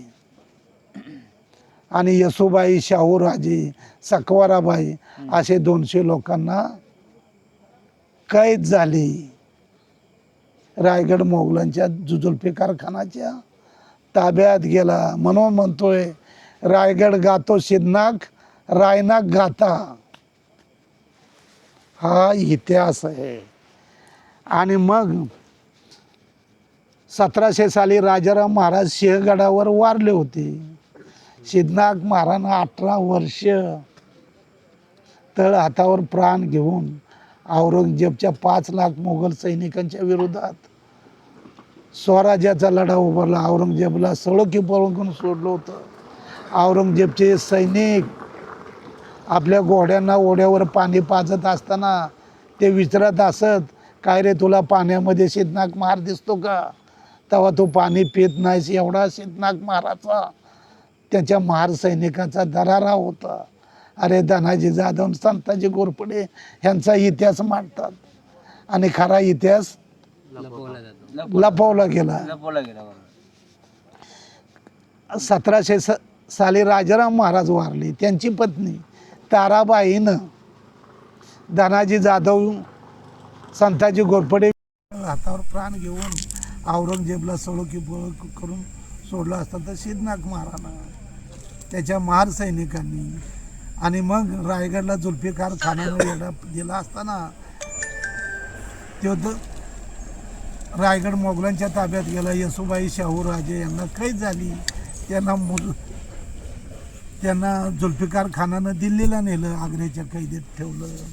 1707 साली औरंगजेब अहमदनगर येथे मृत्यू पावला. सिद्धनाथ महारानं त्याच्या महार सैनिकांनी दिल्लीला जाऊन औरंगजेबच्या कैदेतून येसुबाई, शाहूराजे अशा 200 लोकांची सुटका केली. त्यांना बऱ्हाणपूर मार्गे भीमातिरी खेड येथे वास्तव्याला आणलं. मराठ्यांची मुलगी ताराबाई हिनं धनाजी जाधवाला सुपारी देऊन संभाजीपुत्र शाहू महाराजाला मारण्यास पाठवलं. त्याच्या मदतीला 47,000 सैन्य दिलं आणि मग भीमातिरीच्या खेडच्या ऐतिहासिक घनघोर लढाईत येसुबाईच्या माहेरचा सरदार सिद्धनाथ महार यानं शाहू महाराजांची बाजू लढवली आणि घनघोर लढाईत धनाजी जाधवाचा पराभव केला. धनाजी जाधव उमद्या सिद्धनाथ महारापुढं तलवार खाली टाकून शाहू महाराजाला पाठ दाखवून पळून गेला. कारण शाहू महाराजाला तोताया समजत होती की हा संभाजीपुत्र नाही म्हणून. ताराबाई न सातारच्या राजगादीसाठी मग सिद्धनाथ महाराणा येसुबाई शाहूराजाला घेऊन वडू बुद्रुकला जाऊन मारवाड्यात संभाजीराजाची समाधी बांधून घेतली. संभाजीराजाची नंतर ब्राह्मणांनी ती तुळापूरला समाधी बांधली कारण ती समाधी मारवाड्यात आहे ना म्हणून. आणि मग सिद्धनाथ महाराज, शाहू महाराज, संभाजी येसुबाईला ह्यांना घेऊन सातारला वास्तव्याला आणलं. आणि कारण ताराबाईनं सातारला राजगादी स्थापन केली होती. सिद्धनाथ महाराजनं मराठा सरदारांना पटवून सांगितलं, गोडी गुलाबीनं त्यांची मनं वळवली की संभाजीपुत्र थोरले शाहू महाराज हेच कसे सातारच्या मराठ्यांच्या राजगादीला योग्य एकमेव वारसदार ठरतात. कारण राजाराम महाराज हे धाकटे पुत्र आहेत, त्यांची पत्नी ही धाकटी सून आहे, पण येसुबाई ही शिवाजी महाराजांची थोरली सून आहे. संभाजीराजे हे थोरले पुत्र आहेत आणि त्यांचा मुलगा थोरले शाहू महाराज ह्यांचाच हक्क सातारच्या राजगादीवर आहे. सिद्धनाथ महाराजनं ती बाजू ताराबाईकडील मराठा सरदारांना पटवून दिली. आणि मग 12 जानेवारी 1708 साली सिद्धनाथ महाराजनं संपूर्ण सातारा शहराला महार सैनिकांचा वेढा दिला. ताराबाईकडील मराठा सरदारांचा वेढा मोडून काढला आणि पेशवा मोरोपंत पिंगळे यांचा नातू बहिरराव पिंगळे यांच्या हस्ते संभाजीपुत्र शाहू महाराजांचा राज्याभिषेक केला. त्यांना 1708 साली सातारच्या राजगादीवर आणून बसवलं. ताराबाईनं सातारा सोडून कोल्हापूरला मराठ्यांची वेगळी राजगादी स्थापन केली. शाहू महाराज सातारला राजगादी, नागपूरला रघुजी भोसलेनं राजगादी स्थापन केली. परसोजी भोसलेनं वाई प्रदेशात पांडेवाडी गावात वसाहत केली.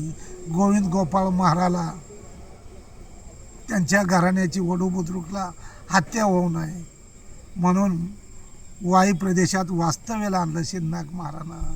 शाहू महाराजांनी त्याला परसोजी भोसल्यानं जिथं पांडेवाडी गावात वसाहत केली तिथं त्यांना इनाम दिलं होतं.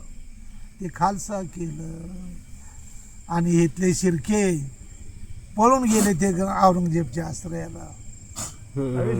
आम्ही शिर्के कुठले शिर्के? गणोजी शिर्क्यांचे. तुम्ही त्यांचे वंशात द्या. आम्ही शिर्के. अहो शिर्के बरेच शिर्के आहेत. हो काय? रायगड जिल्ह्यात. आम्ही रायगड जिल्ह्यात आमचे भाऊ शिर्के हो सगळे शिर्के आहेत. मराठ्यात शिर्के आहे. हो काय? माहिती शिर्के सगळे शिर्के आहेत. मग शिर्के तिकडे गेले ते देशमुख बनले. देशमुख शिर्के देशमुख बनले. आणि मग सिद्धनाथ महाराजनं सातारच्या लिमखिंड, क्षेत्र माऊली, क्षेत्र माऊली, जाम तिरपुटी खिंड, सज्जनगड, अजिंक्य तारा ह्या ठिकाणी सिद्धनाथ महाराजच्या महार सैनिकांच्या सैन्य छावण्या महार सैनिक चल कुठे राहता या चल चल कुठे ऐकता संपूर्ण इतिहास ऐकावा लागला आता. महार सैनिकांच्या सैन्य छावण्या होत्या.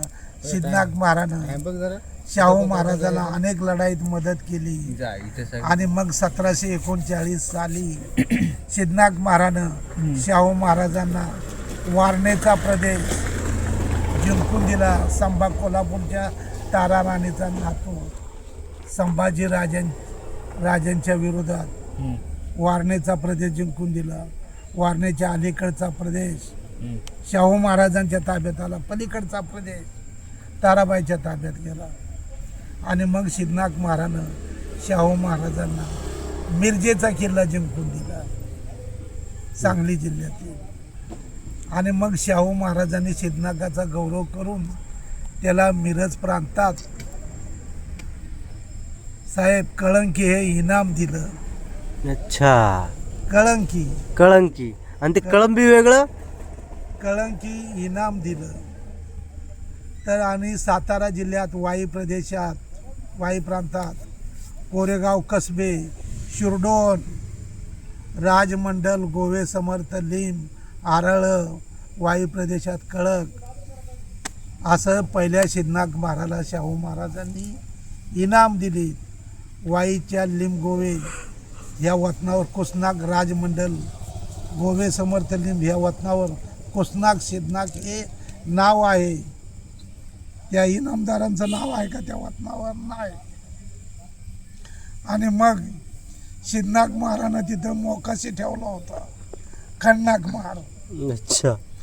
कळंकी प्रांत, मिरज जिल्हा, सातारा हे इनाम सांभाळण्यासाठी मोकाशी सिद्धनाथ महार इकडे राहत होते.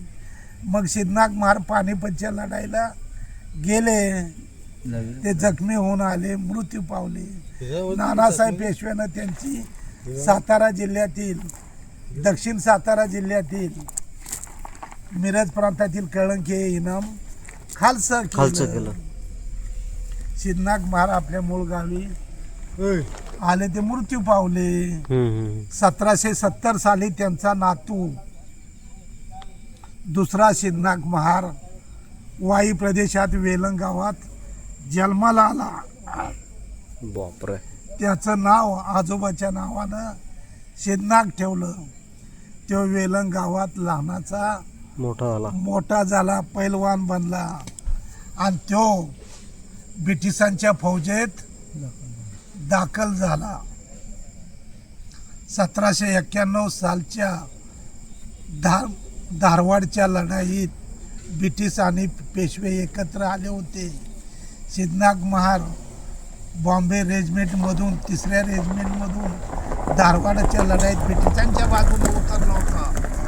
तर 1791 सालची धारवाडची लढाई बजरंग मल खानाच्या विरोधात सिद्धनाथ महाराजानं ब्रिटिशांना आणि पेशव्यांना जिंकून दिली. उमदा जवान होता. आणि मग तासगावच्या सैन्य छावणीत मराठा सेनापती हिरोजी पाटणकर यांची सिद्धनाथ ह्या नावामुळं गाठभेट झाली. त्यांनी त्याला नाव गाव विचारलं, माहिती विचारली. अरे म्हणे तुझा आझाद सरदार होता, त्याला सिद्धनाथ महार त्याला वाई प्रदेशात वतनं दिली होती. इकडं सांगली जिल्ह्यात मिरज प्रांतात कळंकी हे इनाम दिलं होतं. आणि तुझ्या आज्याची इनामी वतनं नानासाहेब पेशव्यांनी खालसा केली. तिथं ते मोकाशी घराणं आहे तुझ्या आज्याच्या वारसदार. तू जर आमच्या बाजूला आलास तर तुझ्या आज्याची खालसा केलेली इनामी वतनं आम्ही तुला परत देऊ. मग सिद्धनाथ महार शेवटचे हे तासगावला त्यांनी ब्रिटिशांची नोकरी सोडली. ते तासगावला सरदार परशुराम पटवर्धनाकडं सरदारकीची नोकरी करू लागले. त्यांनी 11 मार्च 1795 सालच्या खर्ड्याच्या लढाईत अहमदनगर जिल्ह्यात जामखेड तालुक्यात खर्डा नावाचा भुईकोट किल्ला आहे त्या उघड्या रण मैदानी लढाईत निजाम हैदराबादचा आणि पेशवे यांच्यात खंडणीवरून लढाई झाली. कारण निजामानं पेशव्यांना 3 लाख रुपये खंडणी द्यायचं कबूल केलं होतं, ते त्यांना देत नव्हता.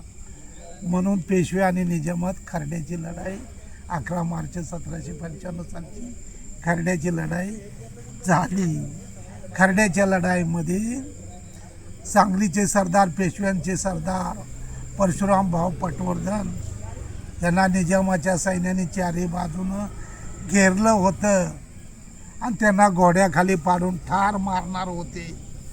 तेव्हा ह्या सिद्धनाथ महाराजचं पथक आणि सिद्धनाथ महार मध्यभागी घुसून त्यांना निजामाचं सैन्य कापून काढलं आणि सरदार परशुराम पटवर्धनाचं प्राण वाचवलं आणि पेशव्यांना खर्ड्याच्या लढाईत सिद्धनाथ महारानं विजय मिळवून दिला. खर्ड्याच्या लढाईत 16 आवळ्याचं प्रस्थ होतं. जेव्हा सिद्धनाथ महाराजचा सैन्याचा गोट तिथं पडला होता तेव्हा मराठा ब्राह्मण सरदार म्हणले, सिद्धनाथ महाराजचा गोट आमच्या सैन्याच्या शेजारी नसावा, त्याच्या जातीचा आम्हाला विटाळ होत आहे. तेव्हा मग ते हिरोजी पाटणकर मराठा सरदार बोलले ही तिथं जातीपातीचा विचार केला जाणार नाही, ही शूराची पंगत आहे, तलवार धरणाराची पंगत आहे, ज्याची तलवार खंबीर तो हंबीर. म्हणून सिद्धनाथ महाराजांनी खर्ड्याच्या लढाईत पराक्रम केला आणि पेशव्यांना विजय मिळवून दिला. सवाई माधव पेशवे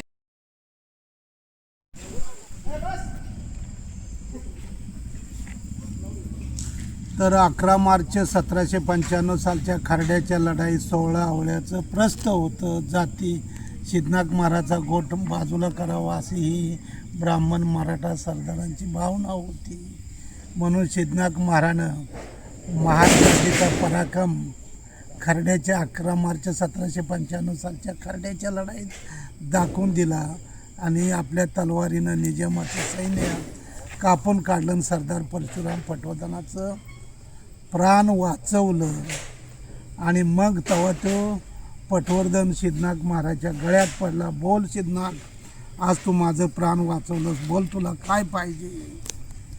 तर सिद्धनाथ महार म्हणला, सरदार आपल्या वतनाची मला गरज नाही, माझ्या महार जातीला तुच्छ लेखलं, माझ्या महार जातीच्या स्वाभिमानासाठी मी पराक्रम केलेला आहे. नाही म्हणलंस तू माझं प्राण वाचवलंस आहेस असा कोड्यात काय मला सांगू नका.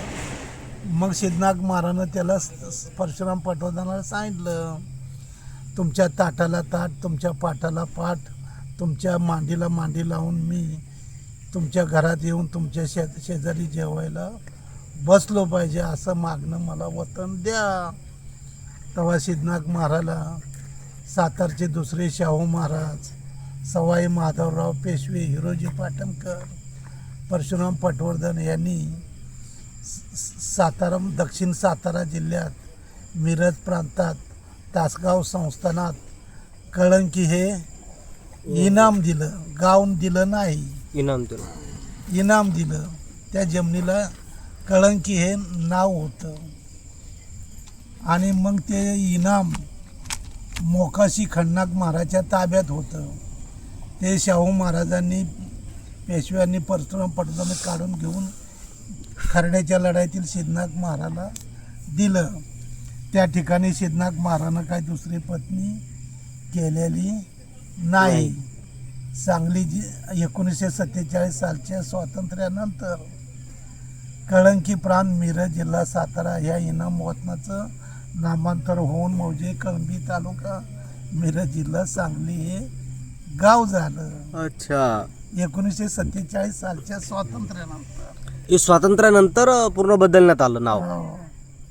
तर सिद्धनाथ महाराज तासगावला सरदार परशुराम पटवर्धनाकडं वास्तव्याला होते. त्या ठिकाणी सरदार परशुराम पटवर्धनाची मुलगी बयाबाई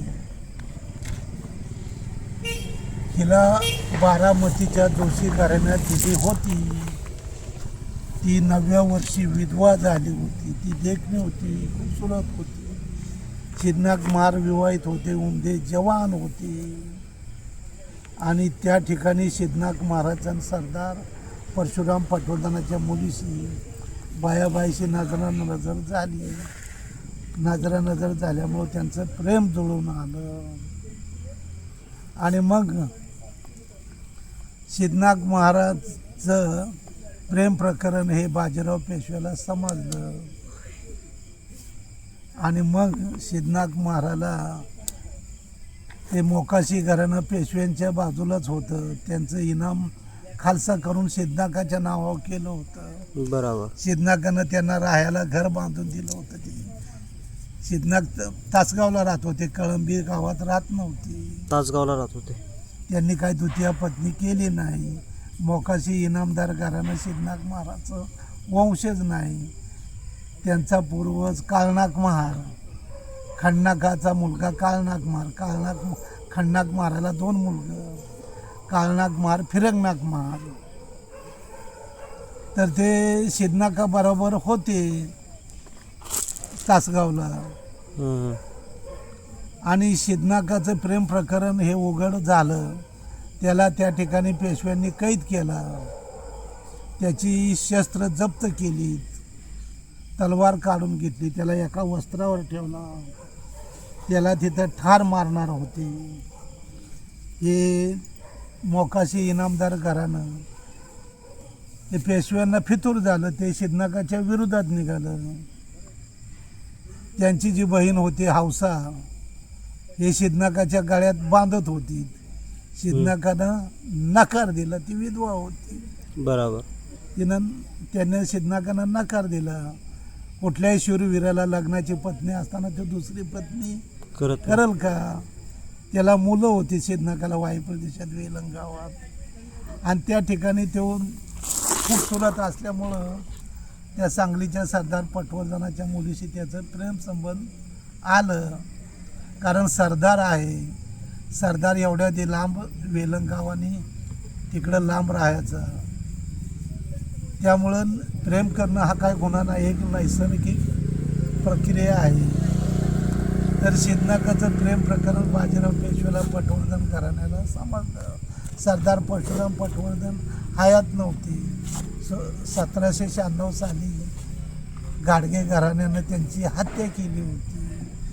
परशुरामाचा मुलगा चिंतामण आप्पा पटवर्धन होता आणि जेव्हा ते त्यांना समजलं तेव्हा त्यांनी सिद्धनाथाला ठार मारणार होते. त्याची जी प्रेष होती ब्राह्मण कुलातील सरदार पटवर्धनाची मुलगी, तिला समजल्यानंतर तिनं रातोरात महार सैन्य घेऊन सिद्धनाथाची सुटका केली. त्याला चालता येत नव्हतं. ते मरणाच्या अवस्थेत होता, आजारी होता. त्याला घोड्यावर बसवलं, मागं पुढं महार सैन्य ठेवलं आणि त्याला घोड्यावर घेऊन सरदार परशुराम पटवर्धनाची मुलगी पद्मावतीनं त्याला सातारला दुसरे शाहू महाराजांच्या आश्रयाला आणलं. कारण सातारचे पहिले शाहू महाराज यांनी त्याच्या आज्याला ते कळंकी हे इनाम दिलं होतं. नंतर ते इनाम खालसा झाल्यानंतर सातारचे दुसरे शाहू महाराजांनी खर्ड्याच्या लढाईतील सिद्धनाथ महाराजला ते इनाम दिलं होतं आणि 1800 साली ते इनाम खालसा केलं. सिद्धनाथ महाराज सातारचे दुसरे शाहू महाराजांच्या आश्रयाला आले. शाहू महाराजांनी त्याचा औषध पाण्याचा खर्च केला. त्यांना राजवाड्यात पद्मावतीला दोघांना आश्रय दिला, त्यांना वस्त्र दिली, त्यांचा राहण्याचा खर्च केला. मग वाईच्या देशस्थ ब्राह्मणांना निरोप पाठवून ह्याला सिद्धनाथ महाराजला संरक्षण द्या आणि मग सिद्धनाथ महाराज पद्मावतीला घेऊन वाई प्रदेशात वेलंग गावात वास्तव्याला आले. त्यांच्या लग्नाच्या पत्नीनं सुगाईनं पद्मावतीचं स्वागत करून त्या पत्नीनं सांगितलं की तू माझ्या प्रतीचं प्राण वाचवलंस, माझ्या कुंकवाचं रक्षण केलंस, म्हणून मी माझ्या हळदी कुंकवाचा मानपान मी तुला देत आहे. मग त्या वेलंगावच्या देशस्थ ब्राह्मणाने आणि चित्पावन ब्राह्मणांचं हाडवैर होतं. त्यांनी सिद्धनाथाला सहाय्य केलं आणि त्या पद्मावती संघ त्याचा विवाह परत लावून दिला. ती पद्मावती मारवाड्यात राहत नव्हती, सिद्धनाथाच्या रानडे ब्राह्मणाच्या घरी राहत होती. आणि मग सिद्धनाथाला रानडे ब्राह्मणांनी वाई प्रदेशात वेलंग गावात सर्वे नंबर 132 5.5 एकर इनाम जमीन दिली. सिद्धनाथ महार मग वाई प्रदेशातून ब्रिटिशांच्या फौजेत दाखल झाला. कळंकी प्रांत मिरज जिल्हा सातारा इनाम खालसा केल्यानंतर वेलंग गावात आल्यानंतर ब्रिटिशांच्या फौजेत दाखल झाला आणि मग सिद्धनाथ महार अफगाणिस्तानपर्यंत लढायला गेले. ते सुभेदार मेजर बनले. त्यांना हिंदी इंग्रजी भाषा येत होत्या आणि मग सिद्धनाथ महार रिटायर होऊन मौजे वेलंग गावात आल्यानंतर बाजीराव पेशव्यानं त्यांची धनसंपत्ती जप्त केली. सिद्धनाथ महाराला पेशव्यांचा राग आला आणि मग सिद्धनाथ महारनं आपली इनाम जमीन सावकाराकडं धनजी सावकाराकडं घाण ठेवली. ढाली तलवारी घोडा खरेदी केला आणि मग सिद्धनाथ महार आपल्या लग्नाच्या पत्नीचं कपाळाचं कुंकू पुसून महार सैन्य घेऊन 50-60 रागानं घरातून बाहेर पडले आणि ते पुण्याला आले. शनिवार वाड्यात त्यांनी बाजीराव पेशव्याची भेट घेतली आणि बाजीराव पेशव्याला अन्यायाचा जाब विचारला की मनुस्मृती धर्मग्रंथाप्रमाणे आमचं स्थान काय असणार आहे. बाजीराव पेशव्यानं सांगितलं मनुस्मृती धर्मग्रंथाप्रमाणे तुम्हाला महाराजांचं स्थान हे खालच्या जातीचं शूद्र अस्पृश्य असणार आहे. म्हणून सिद्धनाथ महाराला राग आला.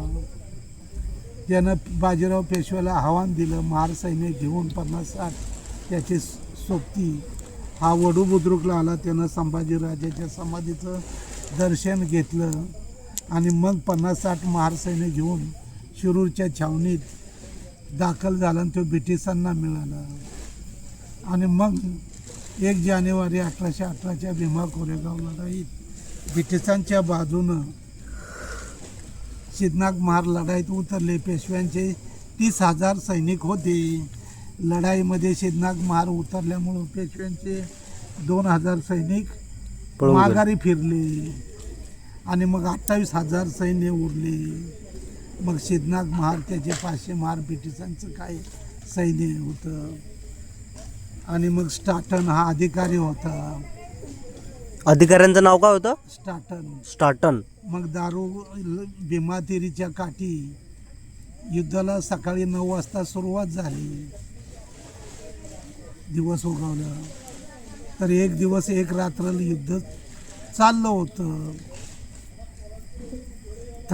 कडक थंडीचे दिवस होते. भीमा नदीचं पाणी गोठलं होतं. अंगातून रक्ताच्या चिलकंड्या उडत होत्या. पाणी पिण्याला सुद्धा उसन नव्हती. लघवी करायला उसन नव्हती. अशा कठीण प्रसंगी ढालीवर तलवारी खणखण करत होत्या. दारू गोळा संपला होता. ब्रिटिश अधिकारी स्टाटन युद्धातून माघारी घेणार होता.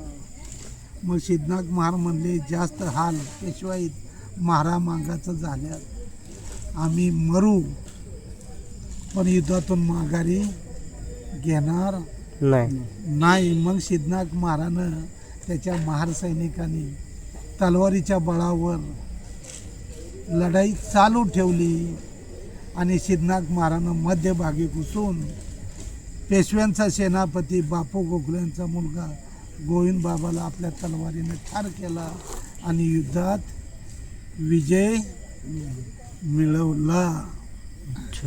आणि मग सिद्धनाथ महारानं विजय प्राप्त केल्यानंतर त्या भीमा नदीकाठी ब्रिटिश अधिकाऱ्यांसमोर भाषण केलं. जब तक आसमान में सूरज चांद रहेगा तब तक भारत की धरती पे भीमा कोरेगाव लड़ाई का और सेनापती वीर सिद्धनाथ का नाम रहेगा. कारण भीमा कोरेगावच्या लढाईत 276 महिलांचं कुंकू पुसलं गेलं होतं. सिद्धनाथ महारानं जखमी सरदारांची विचारपूस केली. मृत्यू झालेल्या सरदारांना भीमा नदीकाठी अग्नी दिला आणि ब्रिटिश अधिकाऱ्यांसमोर भाषण केलं की ये लड़ाई हमने जो जीता है वो लड़ाई का हमारा अस्तित्व का नाम रहेगा. आणि मग तिथं विजयस्तंभ ब्रिटिश अधिकाऱ्यांनी उभा करण्याचा निर्णय घेतला. सिद्धनाथ महारानं एकच मागणं केलं की भीमा कोरेगावच्या लढाई झालेल्या आहे. सातारचे राजे प्रतापसिंग महाराज यांना बाजीराव पेशव्यानं सातारच्या राजगादीवरनं पदच्युत केलेलं आहे. त्यांना परत सातारच्या राजगादीवर बसवा. मग सिद्धनाथ महाराजानं भीमा नदीकाठी आंघोळ केली. वडू बुद्रुकचं पाणी नेऊन संभाजीराजांची समाधीवर ते विजय अर्पण केला. आणि सिद्धनाथ महाराज पुण्याला शनिवार वाड्यावर आले. त्यांनी ब्रिटिश अधिकाऱ्यांसमोर पेशव्यांचा भगवा झेंडा खाली उतरला आणि ब्रिटिशांचा युनियन जॅक झेंडा फडकवला. विजय योद्धा बनून सिद्धनाथ महाराज सातारा जिल्ह्यात वाई प्रदेशात वास्तव्याला आले वेलंग गावात.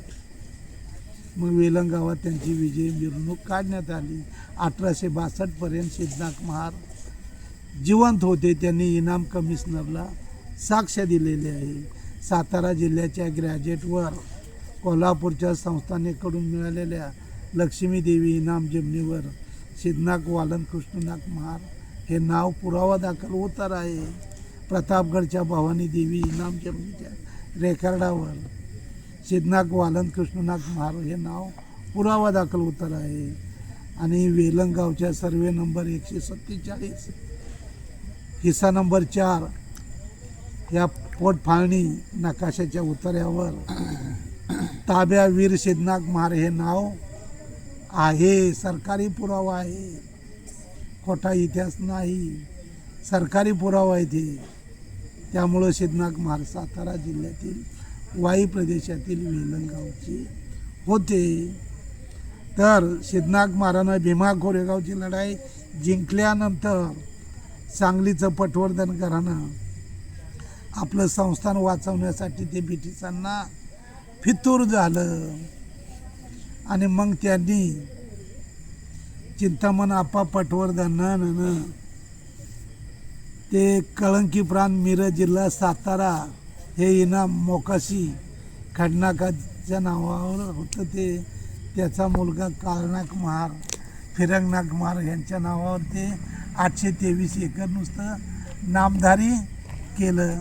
आणि मग त्या काळनाकाचा मुलगा राजनाथ महार यानं बाप म्हणून 1 जानेवारी 1818च्या भीमा कोरेगावच्या लढाईतील सिद्धनाथ महाराजचं राजनाथाला बाप म्हणून नाव लावलं. अच्छा. राजनाथ महार राजमंडल मौजे कळंबी तालुका मिरज जिल्हा सांगली या गावचे मोकाशी इनामदार झाले.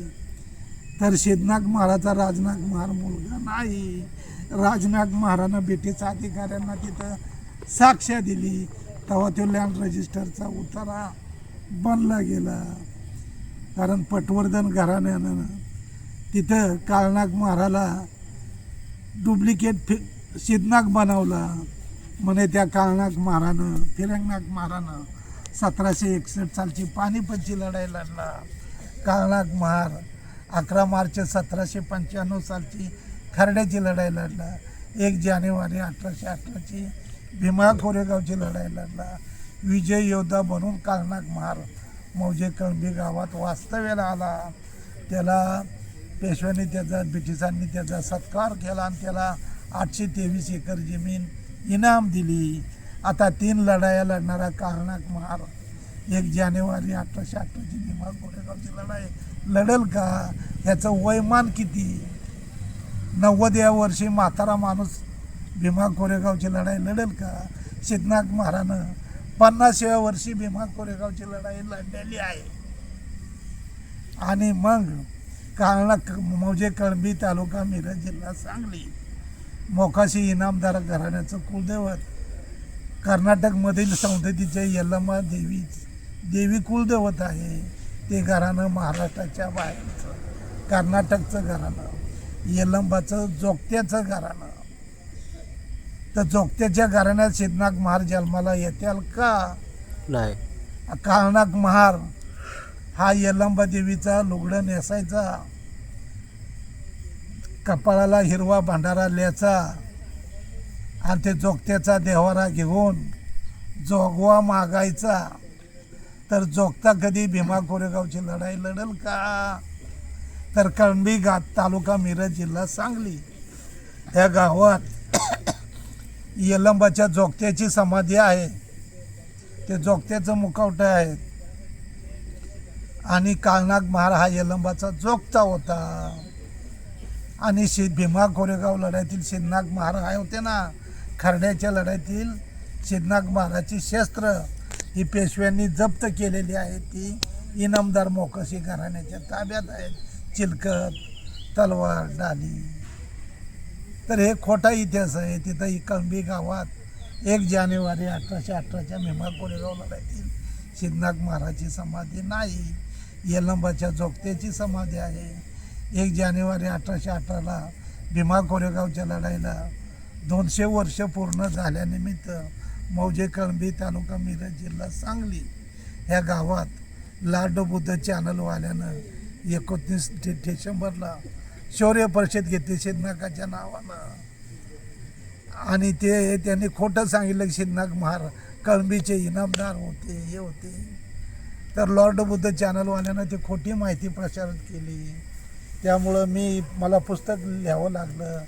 भीमा कोरेगाव रणगर्जना, डुप्लिकेट सिद्धनाग महार बांधलेला मौजे कळंबी तालुका मिरज जिल्हा सांगली गावचा काळनाग महार. तर त्यांनी ते शौर्य परिषद खोट्या सिद्धनागाची घेतली. त्यामुळे इथं त्यांना भीमा कोरेगाव इथे मानवंदनासुद्धा दिली.